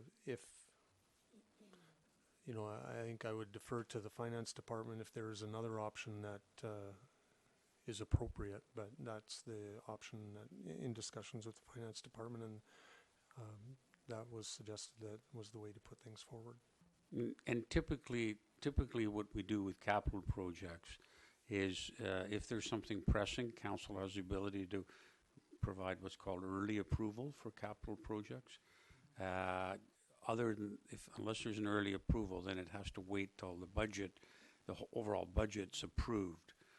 So I think that must have been what's happened in this case, that once the budget is approved, then the monies can be dispersed, subject to an early override by council, which we do from time to time if there's a new piece of equipment that's urgently needed to cut the grass or that kind of thing. So and it refers to capital projects, not operational. So this is capital. So hopefully that's the answer. Now let's see if there's any other comments, particularly on the issue of Arts Alive funding. So maybe I don't see anyone wanting to comment. Staff, would it be your recommendation to leave it as is, or perhaps to reflect the kind of approach that Mr. Culbertson has chosen or suggested? I think, Your Worship, there's probably three options. One is to leave it as it is. The second would be to increase both the revenue and the expenditure side of the budget equally so that there's no net difference. You know, we could add, say, 5,000 to that movie revenue in the hopes that we would achieve that, and a like amount on the expenditure side. The third option is to enhance only the expenditure side of the budget, which will have an impact on the bottom line. So I think the first two options are a wash. From a staff perspective, really, there'd be no difference unless council felt that it would be a visually known support of the program, but there would be no net difference to the budget. Okay. Now, we're not going to be passing any motions tonight, so that's something that council can keep in the back of our minds when we come to final discussions. So perhaps we can invite staff to remind us that this is an issue that needs to be brought forward. And so we've identified it, and then we'll come back to it when the budget. Okay. So let's see if there's any other questions on the recreation and culture as has been presented in these documents and by Ms. Grelson. Questions, comments? All right, I don't see any. Let's move on to parks. And I think at that point there's a question that's going to be raised by Councillor Zelka in regards to the urban forest strategy, I think. Okay. Ms. Grelson? Thank you, Your Worship. So the parks summary that you have in front of you is without the 25,000 that was added to expenses for the urban forest strategy. So your new totals, well, your net expenditure budget request for 2018 has with the $25,000 added in, is $1,802,706, which would be a 3.6% increase over the 2017 budget.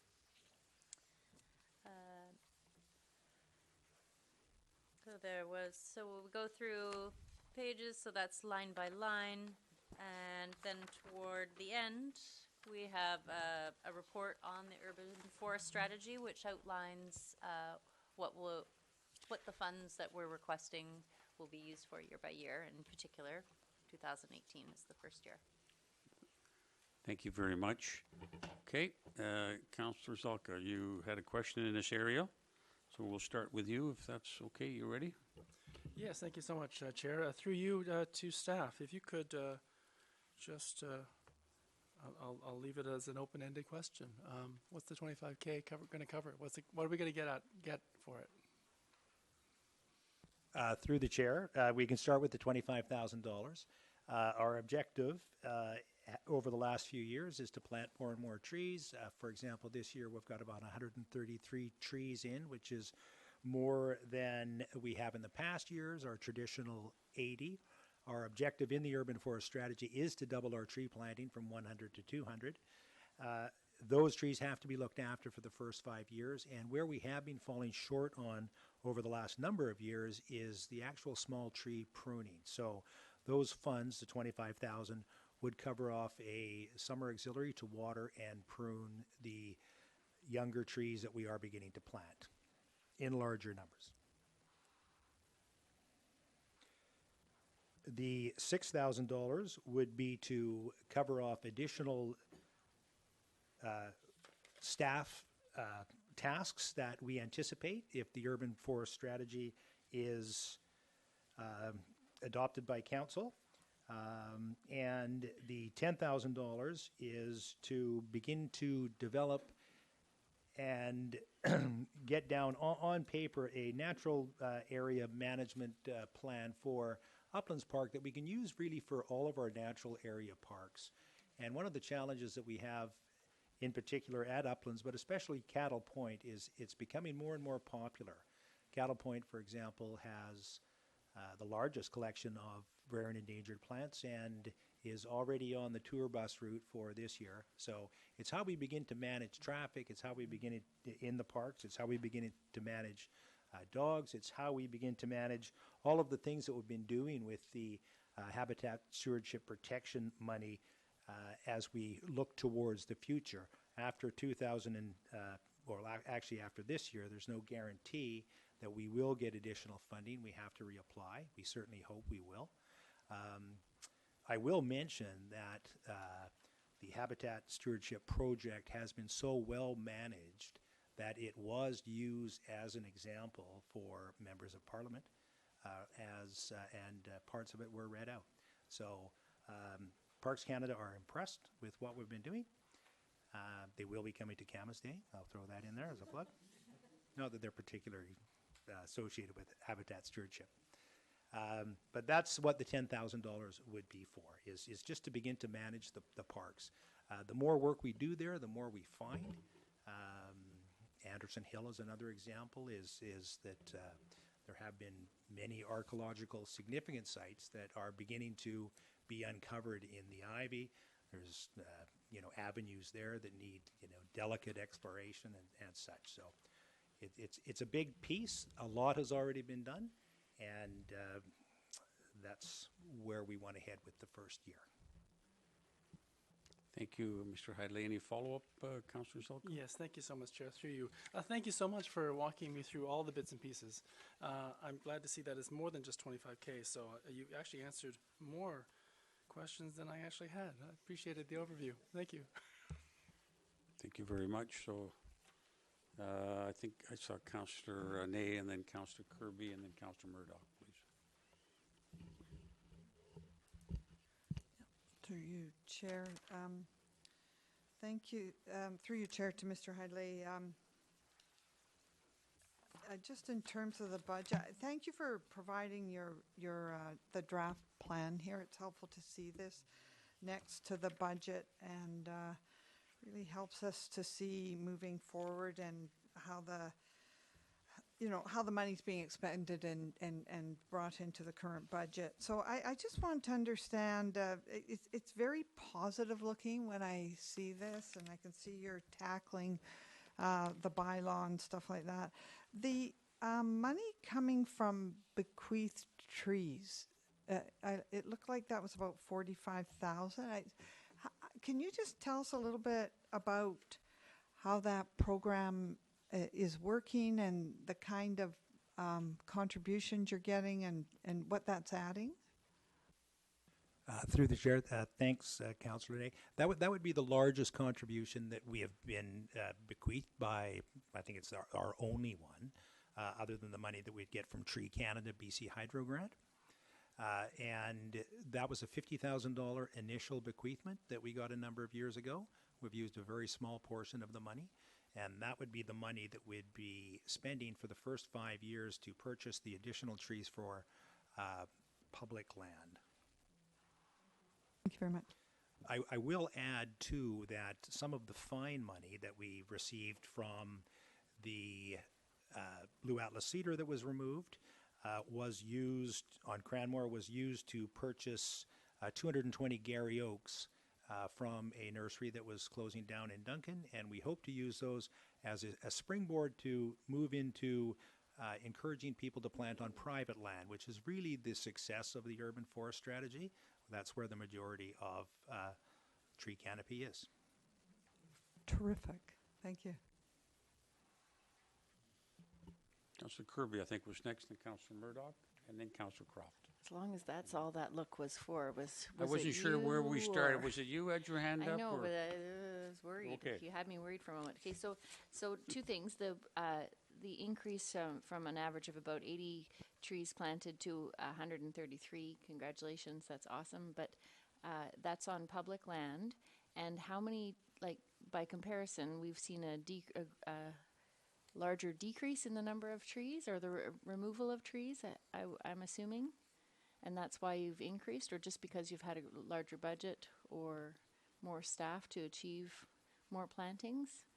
I'm just curious about how that's changed and why.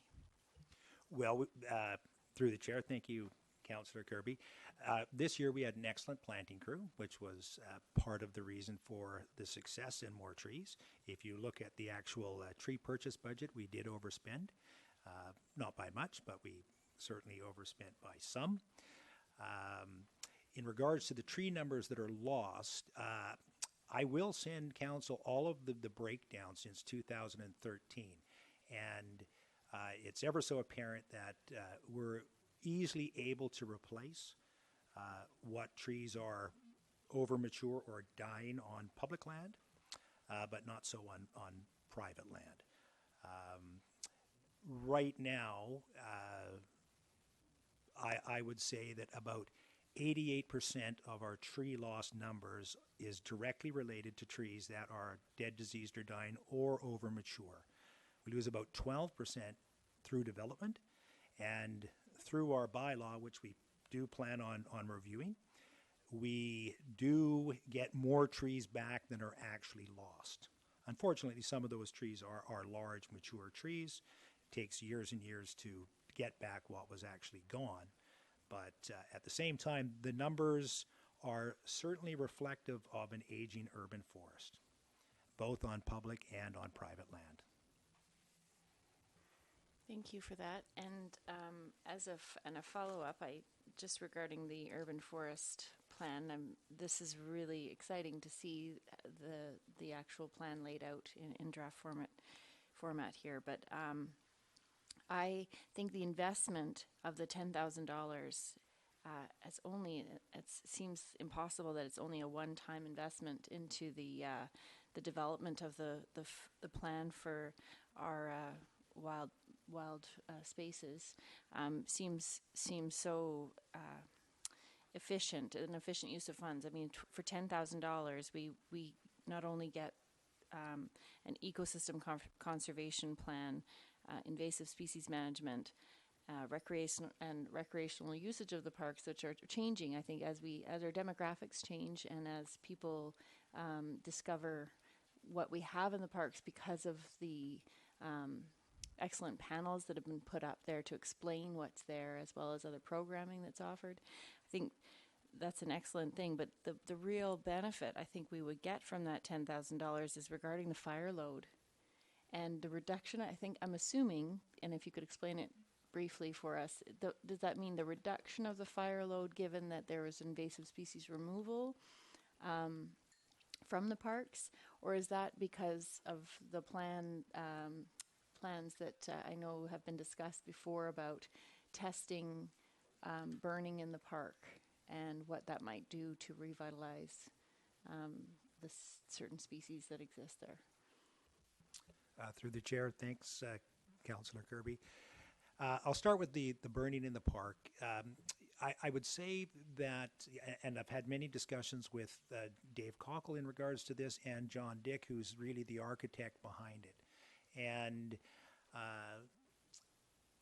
I'll say that the jury is still out, but on the good side, in regards to reduction of fire load, and I do have the numbers in the Parks Yard, the amount of invasive species that has been removed from the park just through the HSP program, and what Parks through operations and the arboricultural crew have offered up has been tremendous.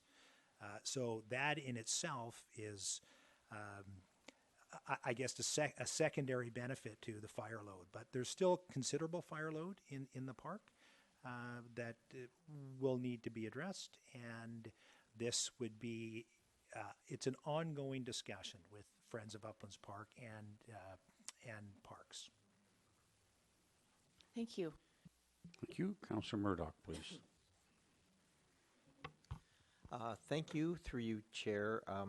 I'll get back to the urban forest strategy in a second, but I guess my primary consideration here today on budget night is budget, and and you know, I look at the budget, and obviously it's in parks it's predominantly expenditures and not revenue because we don't get that many. And so that 1.8 million or in change we have this year is a pretty substantive amount of our cost load for the Parks and Recreation and Culture.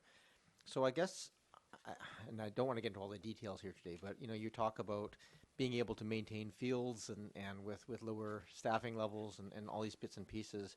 Whenever people leave or there's vacancies, there's always a chance to shift, the focus of people right onto different roles. And so when I see adding a quarter time person for pruning or half time for this and that, I'm looking at this and thinking, well, how much thought has gone into this, and is there any ways that we can kind of consider reusing existing staff for different things that maybe recognizing that we were able to accomplish goals on some of the other areas and using those same people maybe in a part-time role for some of these other pieces. So you can't talk to all the nuances of that. I'm sure it's been thought through, but perhaps you could just give us some consideration or some insight in terms of what thought has gone into that and what may or may not be able to be done. Sure, through the chair. Thanks, Councillor Murdoch. I would describe the urban forest strategy as I've laid it out as bare bones when you make a comparison to the initial report by Diamond Head. I think an awful lot can be achieved through the present staff that we have. In regards to your first question in regards to field care, et cetera, I feel, and Ray and I have chatted about this a lot, is that we've made a lot of efficiencies through the way that we use our actual staff. So they work together more as a group, and I feel that we accomplish more that way. So that's working very well. I can't really see achieving what's laid out in the urban forest strategy without bringing some additional people on. For example, I rolled out the vehicle that is required for watering the trees, and we would use the same vehicle but bring an afternoon shift on, for example. So things along those lines have been thought about.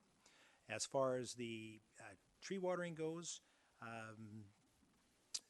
it really depends on if the boulevard is an irrigated boulevard or not. The watering routes are laid out in correspondence to those types of things. So we look at savings there, so we don't have to go to various areas as often as we'd have to go to an area that isn't irrigated, for example. So a lot of thought has gone into all of the various efficiencies, and we really cut it down for what I felt and Ray felt was to achieve the objectives. This is pretty well what we felt is bare bones. But an awful lot can be done. Thank you very much. So to the urban forest strategy, I just had a couple of comments on it. One thing that caught my eye is not in this year, but in future years, every year asking for 66 trees on the golf courses and the university to try and increase their plantings. But those are, of course, two areas that are very mature, and in the case of the university, is actually expanding their building footprint. So is that a realistic expectation? To have that number in there, it's sort of in there in perpetuity in future. It just caught my eye. I would refer to it as aggressively optimistic, maybe. That's probably why it caught my eye. Yeah. Okay. But at the same time, it's worthwhile beginning to try to cultivate those relationships, which we already have. We have great relationships with Uplands, great relationships with Paul Robertson at Victoria. A little less so with the university, but there's opportunity there for sure. 66 trees isn't really that many. I know that the Victoria Golf Course is doing renovations in various areas. We've had lots of discussions about what type of trees could go in there, for example. So, as I mentioned earlier on, the real secret is the step into private land. And I mean, that has to be done in a really positive, constructive way that's going to take a lot of thought, and it has to be done delicately. And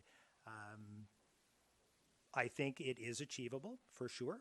One of the things I especially like about the urban forest strategy is that it ties in canopy coverage percentages to various zonings. Now, we fully understand that we're not going to be able to achieve that all the time, but one of the things that we'd like to look at in the bylaw is if we can't get it on a certain property, where else can it go? And how could that be funded? So there is funding opportunities there that can be researched in regards to offsetting some cost, for example. So these are the things that we're going to begin to look at as we move forward. Thank you, and through you, Chair. My observation, I'm glad to hear you saying that that the private land is the important, but also that it's very delicate, because I know sometimes these efforts have a way of backlashing, that the people who, you try and force these things onto private land and people just stop planting protected trees and so forth because they don't want to be burdened by the extra regulation. So, and I know that thought's gone into it, and I appreciate that. One of the things that's, again, sort of caught my eye on the current tree planting bylaw is, we do require replacement of trees for purposes where they're removed without need, but we don't require them where they're in the building footprint, and we're seeing a lot of houses taken down and larger houses going up, and the trees coming down as a result of that.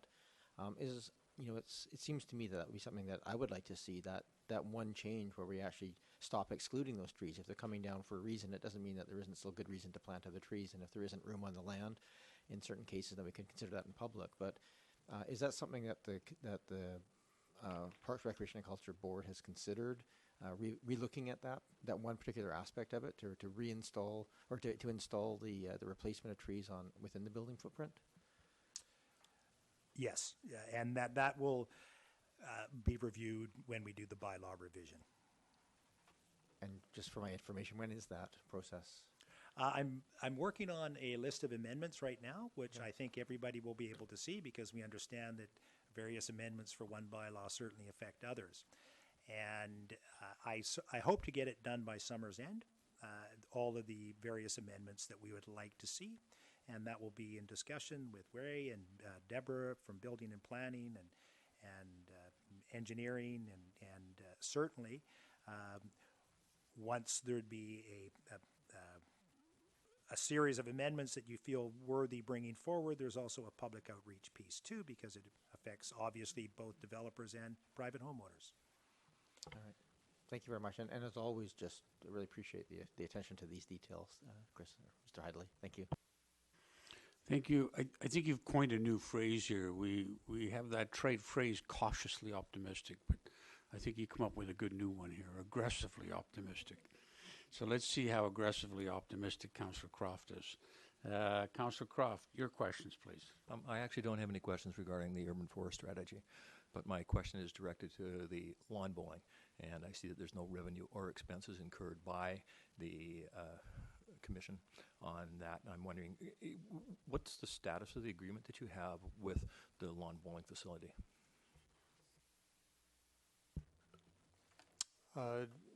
We did not have a long-term agreement with those folks. That was sort of a season-by-season and agreement, and they indicated to us late in the season of 2016, or I can't remember the exact dates, but indicated that they would like to look elsewhere to find, hopefully for them, a cheaper option as far as maintaining their greens. So we've not done that work, certainly in 2017. So that's why you don't see any reference to it in the budget. Okay, thank you. Councillor Braithwaite. Thank you. Through you, Chair. Again, I'd like to just say, as has everyone else, what a great job your team does to make our municipality look so wonderful. So thank you for that. I would really like to focus on the amount of, I guess, in-kind work we get in our parks from our volunteers. And it would be very interesting, and I'm specifically talking about the gem of Uplands Park that we have Friends of Uplands Park working in. But we do have other areas as well that have teams of people that go and take invasive species out. It would be interesting to know what the dollar value of that work would be in our budget, because I think we'd be quite shocked at how much our volunteers within our community do give back, because if they weren't doing it, then that would fall on Parks, Rec and Culture, or it wouldn't get done at all. So it would be very interesting just to have an idea of, how much that's worth at some point in time. Through the chair, thanks, Councillor Braithwaite. We do actually have those numbers of the vast majority of volunteer time spent at the Brighton Trail, Native Plant Garden, Anderson Hill Park, Trafalgar Park, and Uplands Park. And it is tremendous. We're very fortunate. I seem to recall the numbers you gave me for, what was it, Margaret Jenkins' school alone, who worked on Trafalgar Park, was in the area of 900 hours, some phenomenal numbers those students and other volunteers did. So, so that's, and I'm sure that's repeated throughout our community. So that's great. Thanks. Okay, so Commissioner Wilmot, please. Sorry. Well, hi. Anybody who has, sorry, through the chair, sat with me through commission meetings for the last 2 years has heard me talk about playground renovations.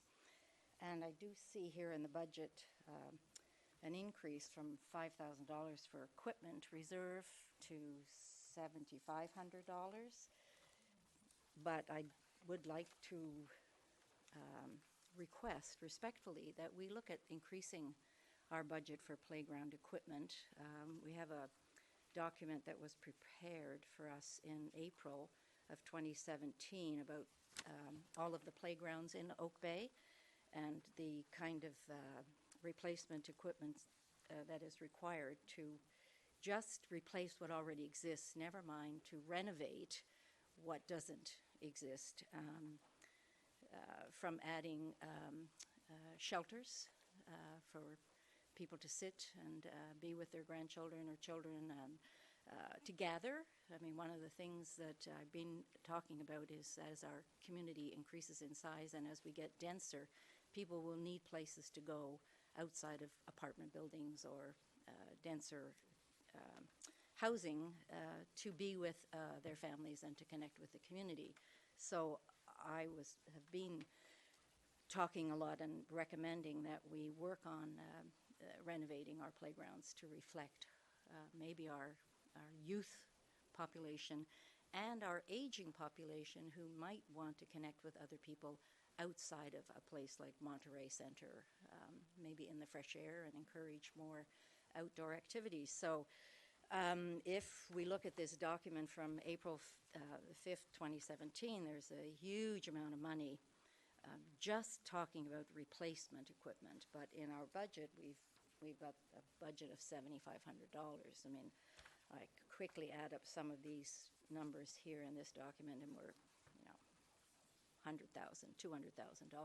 So it's going to take quite a while with a $7,500 budget for playground equipment to ever get a renovation done, let alone replace what's already exists. So if this is a philosophical discussion that needs to be held between Commission and Council, I'd love to start that process, or if it's just a budget thing that needs to be voted on, and we're looking at, I think, a lot more money than what's in here.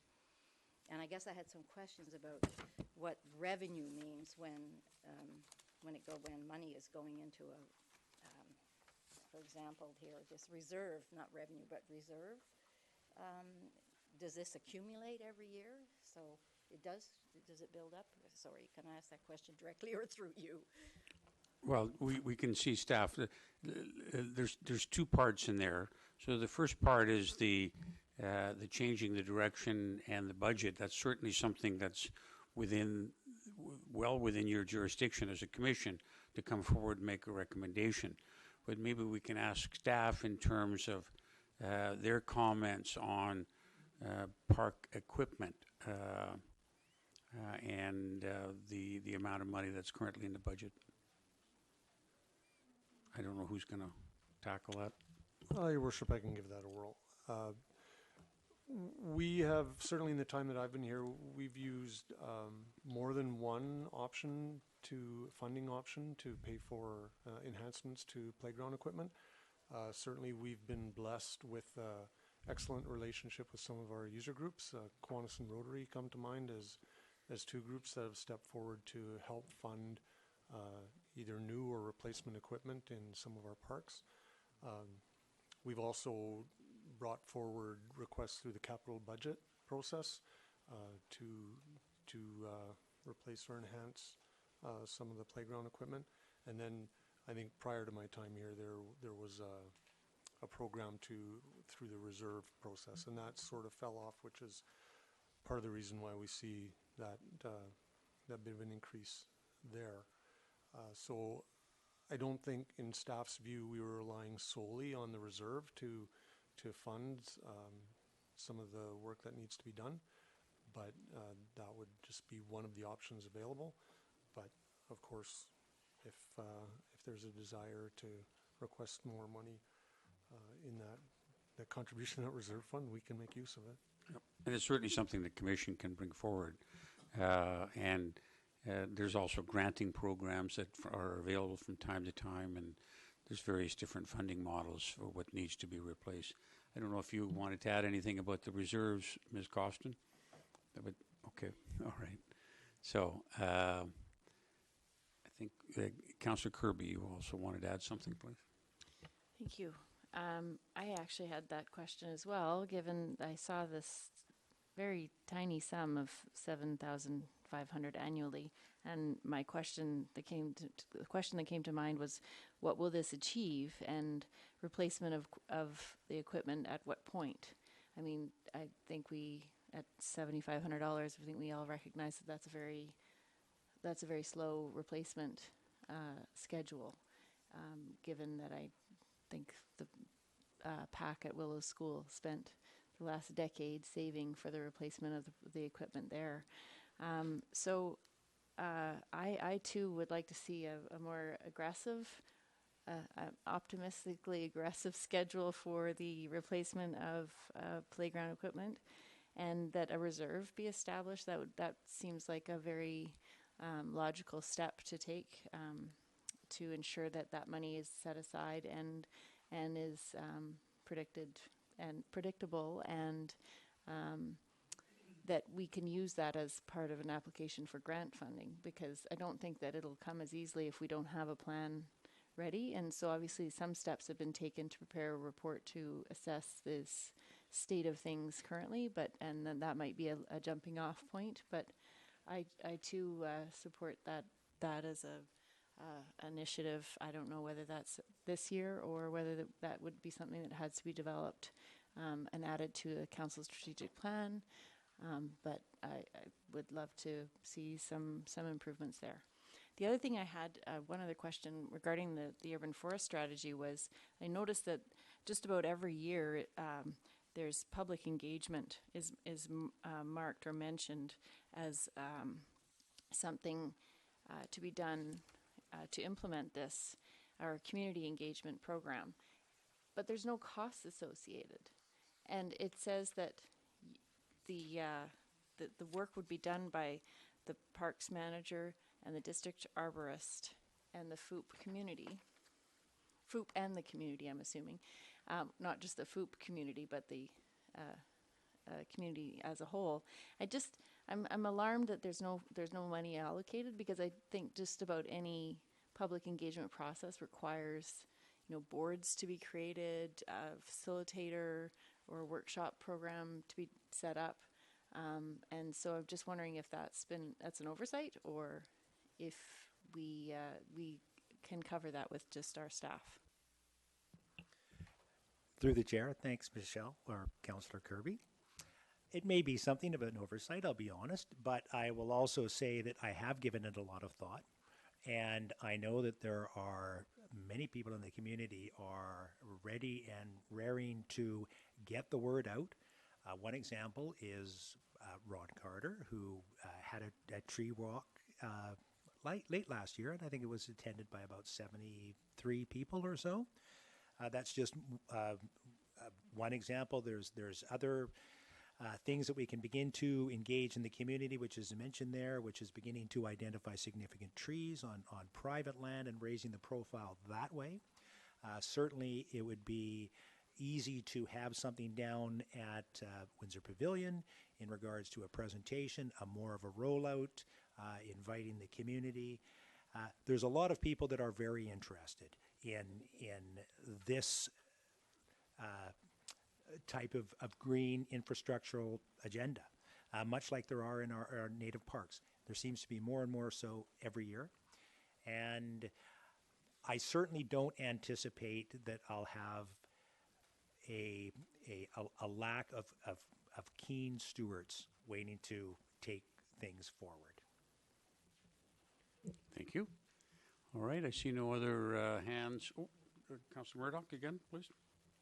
Just quickly, I mean, the The playground thing, I think, and maybe some of the other capital projects, to my mind, this is where having a bit more structure to the reserve model.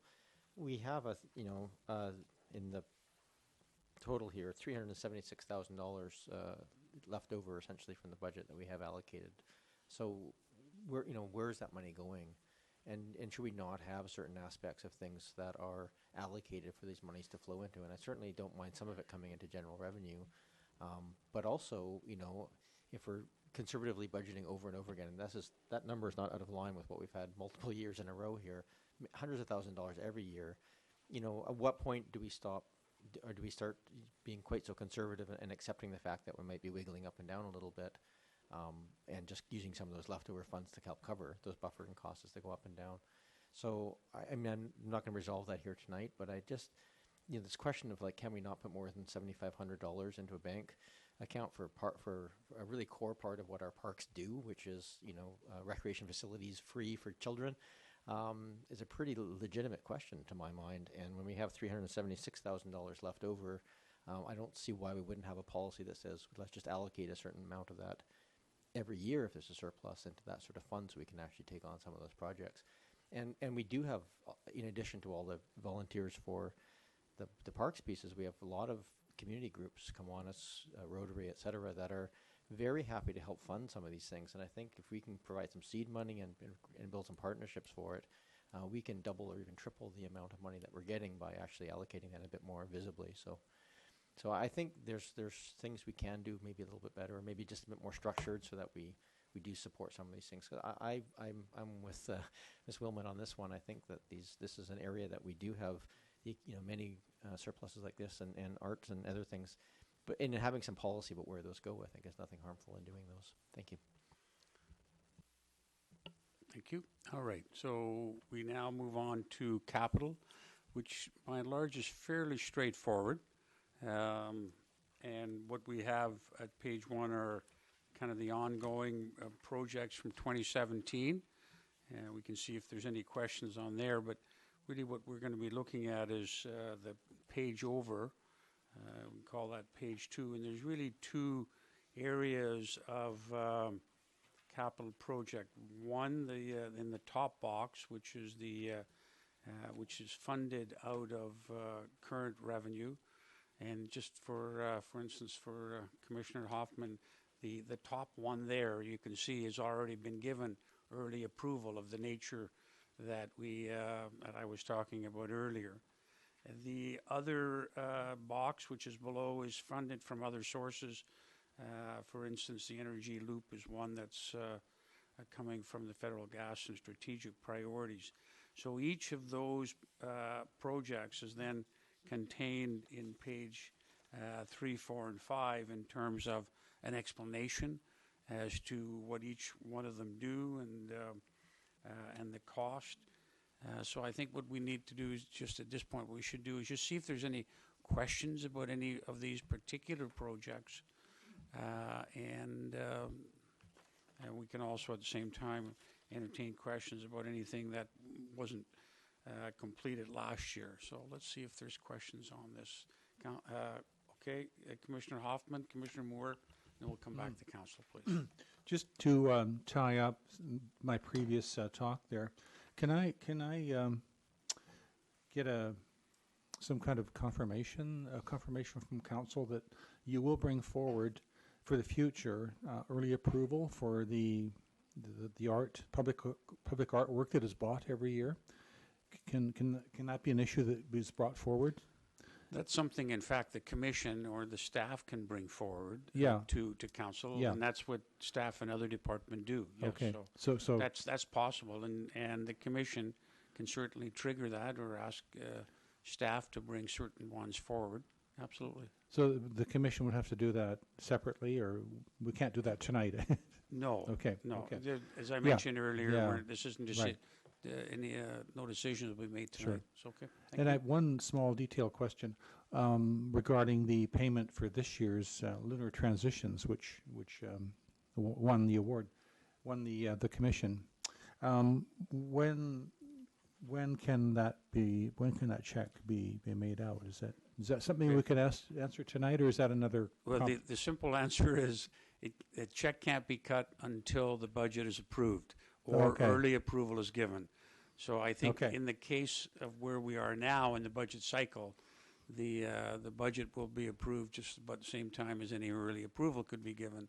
And now, what's the date we're aiming for, Ms. Costin, in terms of when it has to be approved by mid-May?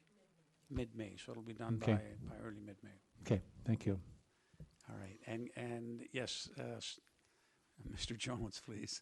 We'll get to Mr. Moore's question. Thank you.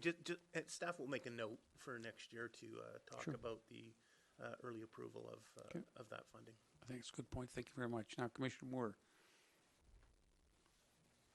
Just a couple of things. I love playing tennis. I don't get to do it nearly enough. But 80,000 seems like a pretty big number based on the fact that it's been done already a couple of times in the past 7 years here. The outdoor courts are showing signs of cracking. Courts 1 and 3 were last resurfaced in 2013, and 4 and 6 were last done in 2011. I totally support it, but if we're going to contract it out, can we get it right, I guess? So we're not doing it every 4 or 5 years. Well, let's turn that into a question for staff. You've estimated here it's 80,000. Yes, Your Worship. That's based on past history and budgetary estimates provided by more than one consultant. We have two options, and I guess you can argue which is the better one, but the more expensive option is to completely tear those courts down and rebuild them. And typically what happens over time, if you have cracking on a continual basis, is that something is shifted underground. And so in order to completely rectify that, you're tearing down those courts completely, going right down to the base and rebuilding them from scratch. I don't know exactly what that number would be, but it would be substantially higher than $80,000. So what we've been doing is on this ongoing program of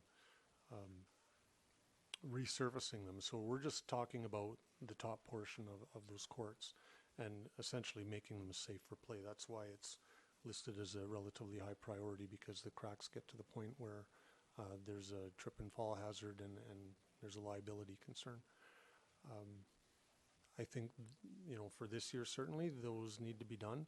I think the dollar figure that's there is credible.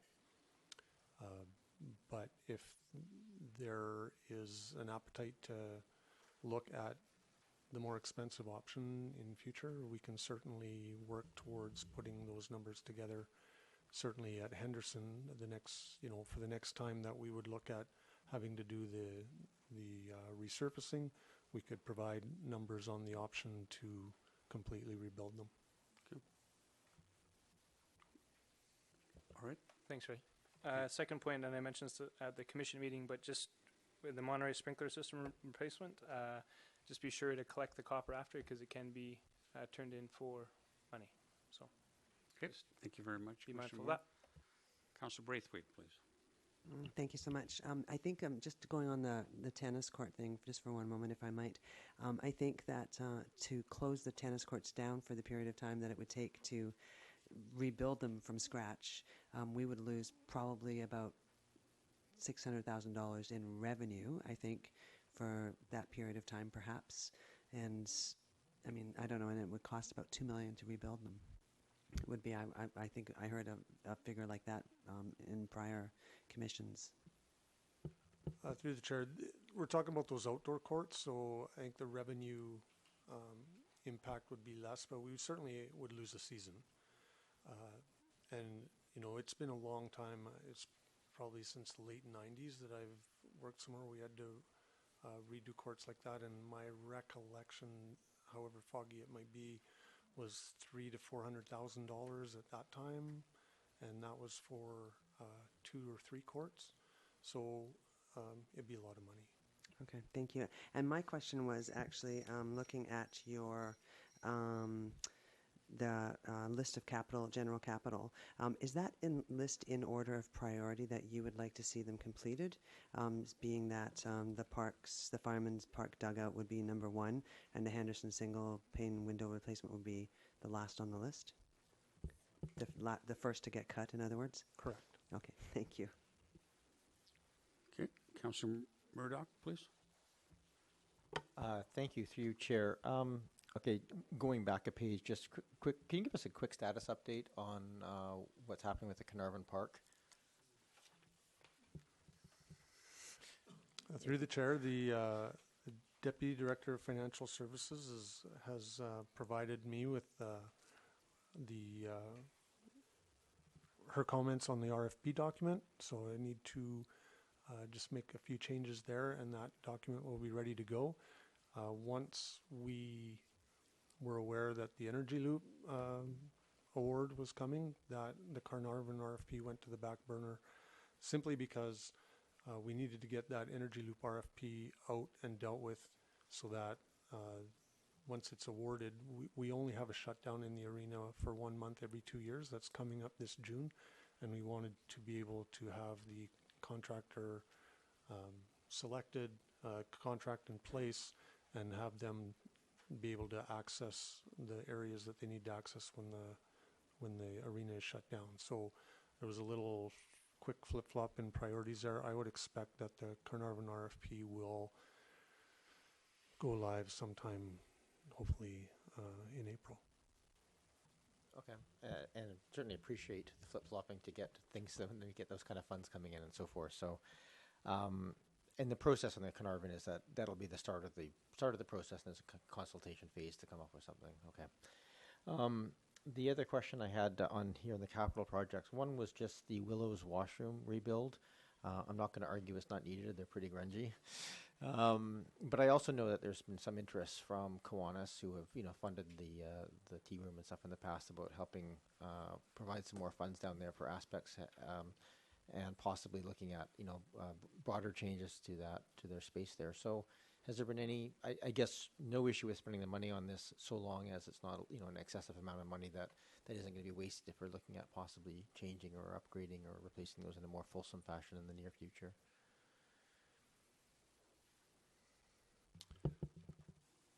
Through the chair, certainly we've had sort of annual discussions with the Kiwanis Club, and we did not broach the topic of the washrooms. We can certainly do that. But I'm sorry, I'm not sure I fully got your second question. I think this is essentially doing a cleaning up and cosmetic and heating and so forth of the washrooms at this point. So yeah, I'm getting a nod. So okay. No, that's fine. I just thought that might be something. I was just curious if that had been discussed with Kiwanis about possibly contributing to that. I think they're probably looking for something a bit more flashy than cleaning up the washrooms, frankly, but fair enough. And the other area that I didn't see on here, and it's been one of my sort of little minor pet peeves, I thought I would just raise it since this is the place to do it, as a possible capital project in future, is fountain upgrades for the municipality. We have a very, very active community that's bicycling and running around our community all year long, and our fountains get shut off for big chunks of time because of the frost concerns, and there are frost-free options available. And of course at Willows Beach we have a fountain that is continuously plugged up from sand, and surely there must be some designs out there that could operate even with some sand getting in them. So obviously not in this year's budget, but I'm just throwing it out there as one of those extra little capital projects I think would be worthwhile, is that there's a large number of people who are very thirsty running around our community and might appreciate some of those upgrades. Thank you. Councillor Zelko, please. Thank you, Chair. My question has to do with the Energy Loop heat recovery item. Incredible work that's been done, not just on that item, but on the whole greenhouse gas recovery approach. I recall seeing something within the last year saying that we're now at net zero greenhouse gas, if I recall correctly. And I see the description here on the last page, page 5, basically says that our facility greenhouse gas emissions have been reduced to 81.3% reduction for the rec center, which is just absolutely incredible. So in the absence of an environmental committee, this is the only place that I hear about these sorts of greenhouse gas reduction efforts. So I'll take a shot in the dark and ask through the chair, what is the next item on the list to tackle after this is done, please? Through the chair, we have an energy coordinator that is contracted, Ken Olson. I think most folks are aware of Ken and the work that he's done, both when he was a staff member and since retirement, and acting as our energy coordinator. He typically has a running list of potential projects, but this is probably the last big one that we've been able to tackle. Certainly, I'm not sure where the LED streetlight project is in terms of completion, but it's certainly underway, and that was quite a big one as well. So I think some of the other projects that are in his queue are either smaller or the payback period is not as palatable, certainly for hydro, to provide rebate options and things like that. But we've got the green fund that we talk about in terms of accessing funds for various projects wherever. I would have to get back to you in terms of specifically what projects does he envision taking place in the next year or two, but I think everybody is right now, I think, still jumping up and down for joy at the grant that we received, just knowing the impact that that's going to have when it's finished, and allowing Oak Bay to reach its obligations under the Climate Action Charter a year early is really exciting, and certainly I would be remiss if I didn't acknowledge that really the impetus for that project came from Ken and from Jim Pearson, our facilities coordinator, and I think right now we're focusing on that, and I'm going to enjoy the smile on those two men's faces when we're finished. So thank you very much for putting names to smiles. I appreciate you running through it one more time and giving us a chance to celebrate. Thank you. Aggressively joyful by the sounds of it. Yes, Mr. Olson has done an amazing job over the years reducing our energy consumption. Has really been quite phenomenal, and we do get regular updates from him and the like. So seeing no other questions other than one on the grants, sorry, not grants, on the capital projects, and then we'll go to public input. Thank you. I was trying to stay quiet because I thought somebody else might ask the question, but I wanted to know about an update on the Fireman's Park dugout project and the retaining wall. I didn't see any change there, and I thought that was supposed to be done before ball started up this month. Just wondering if it's begun. Through the chair, thanks, Councillor Kirby. We haven't started that project yet, and really two reasons. The one, weather, and the second was that we were still negotiating with Carnarvon Ball with their seriousness in regards to their commitment. Not that it was in question, but we just felt that it would be remiss on our part when we had, without us finalizing all of the various details in regards to the agreement for this year. So it actually worked out very well in the sense that we'll have a dry field after ball, and Carnarvon Ball have committed to their contribution to the project. So it won't be begun now. It's going to be done after ball season? It will be done after ball season. Oh, okay. I didn't understand that. Thank you. We had every intention of getting it done before ball season, and just the weather wasn't right, and we were in negotiations with Carnarvon Ball. Understood. And I just wanted to also comment, as far as GHG emissions go, I think that we have the next big project could be considered the urban forest strategy. That's a great investment in reducing our GHGs, and as far as projects go, that is actually a project, even though we don't account for that as an asset like other communities on the coast. Gibson's accounts for their urban forest as an asset, as a part of it's considered an asset to them. So I think that's another way of looking at things. And I certainly hope that replacement of other buildings and other projects that are upcoming with our asset management plan will also include great savings to the community as far as energy goes. So, thank you. All right, we're on to item number 7, which is an opportunity for the public to come forward and join us at the table with any comments or questions they may have. And I think, as is typical, just let us know your name, the community you're from, and then we just ask you to fill out that form. Is there anyone who wishes to address us at this time? All right, I see nobody coming forward. And so it's time to wrap up and adjourn this evening.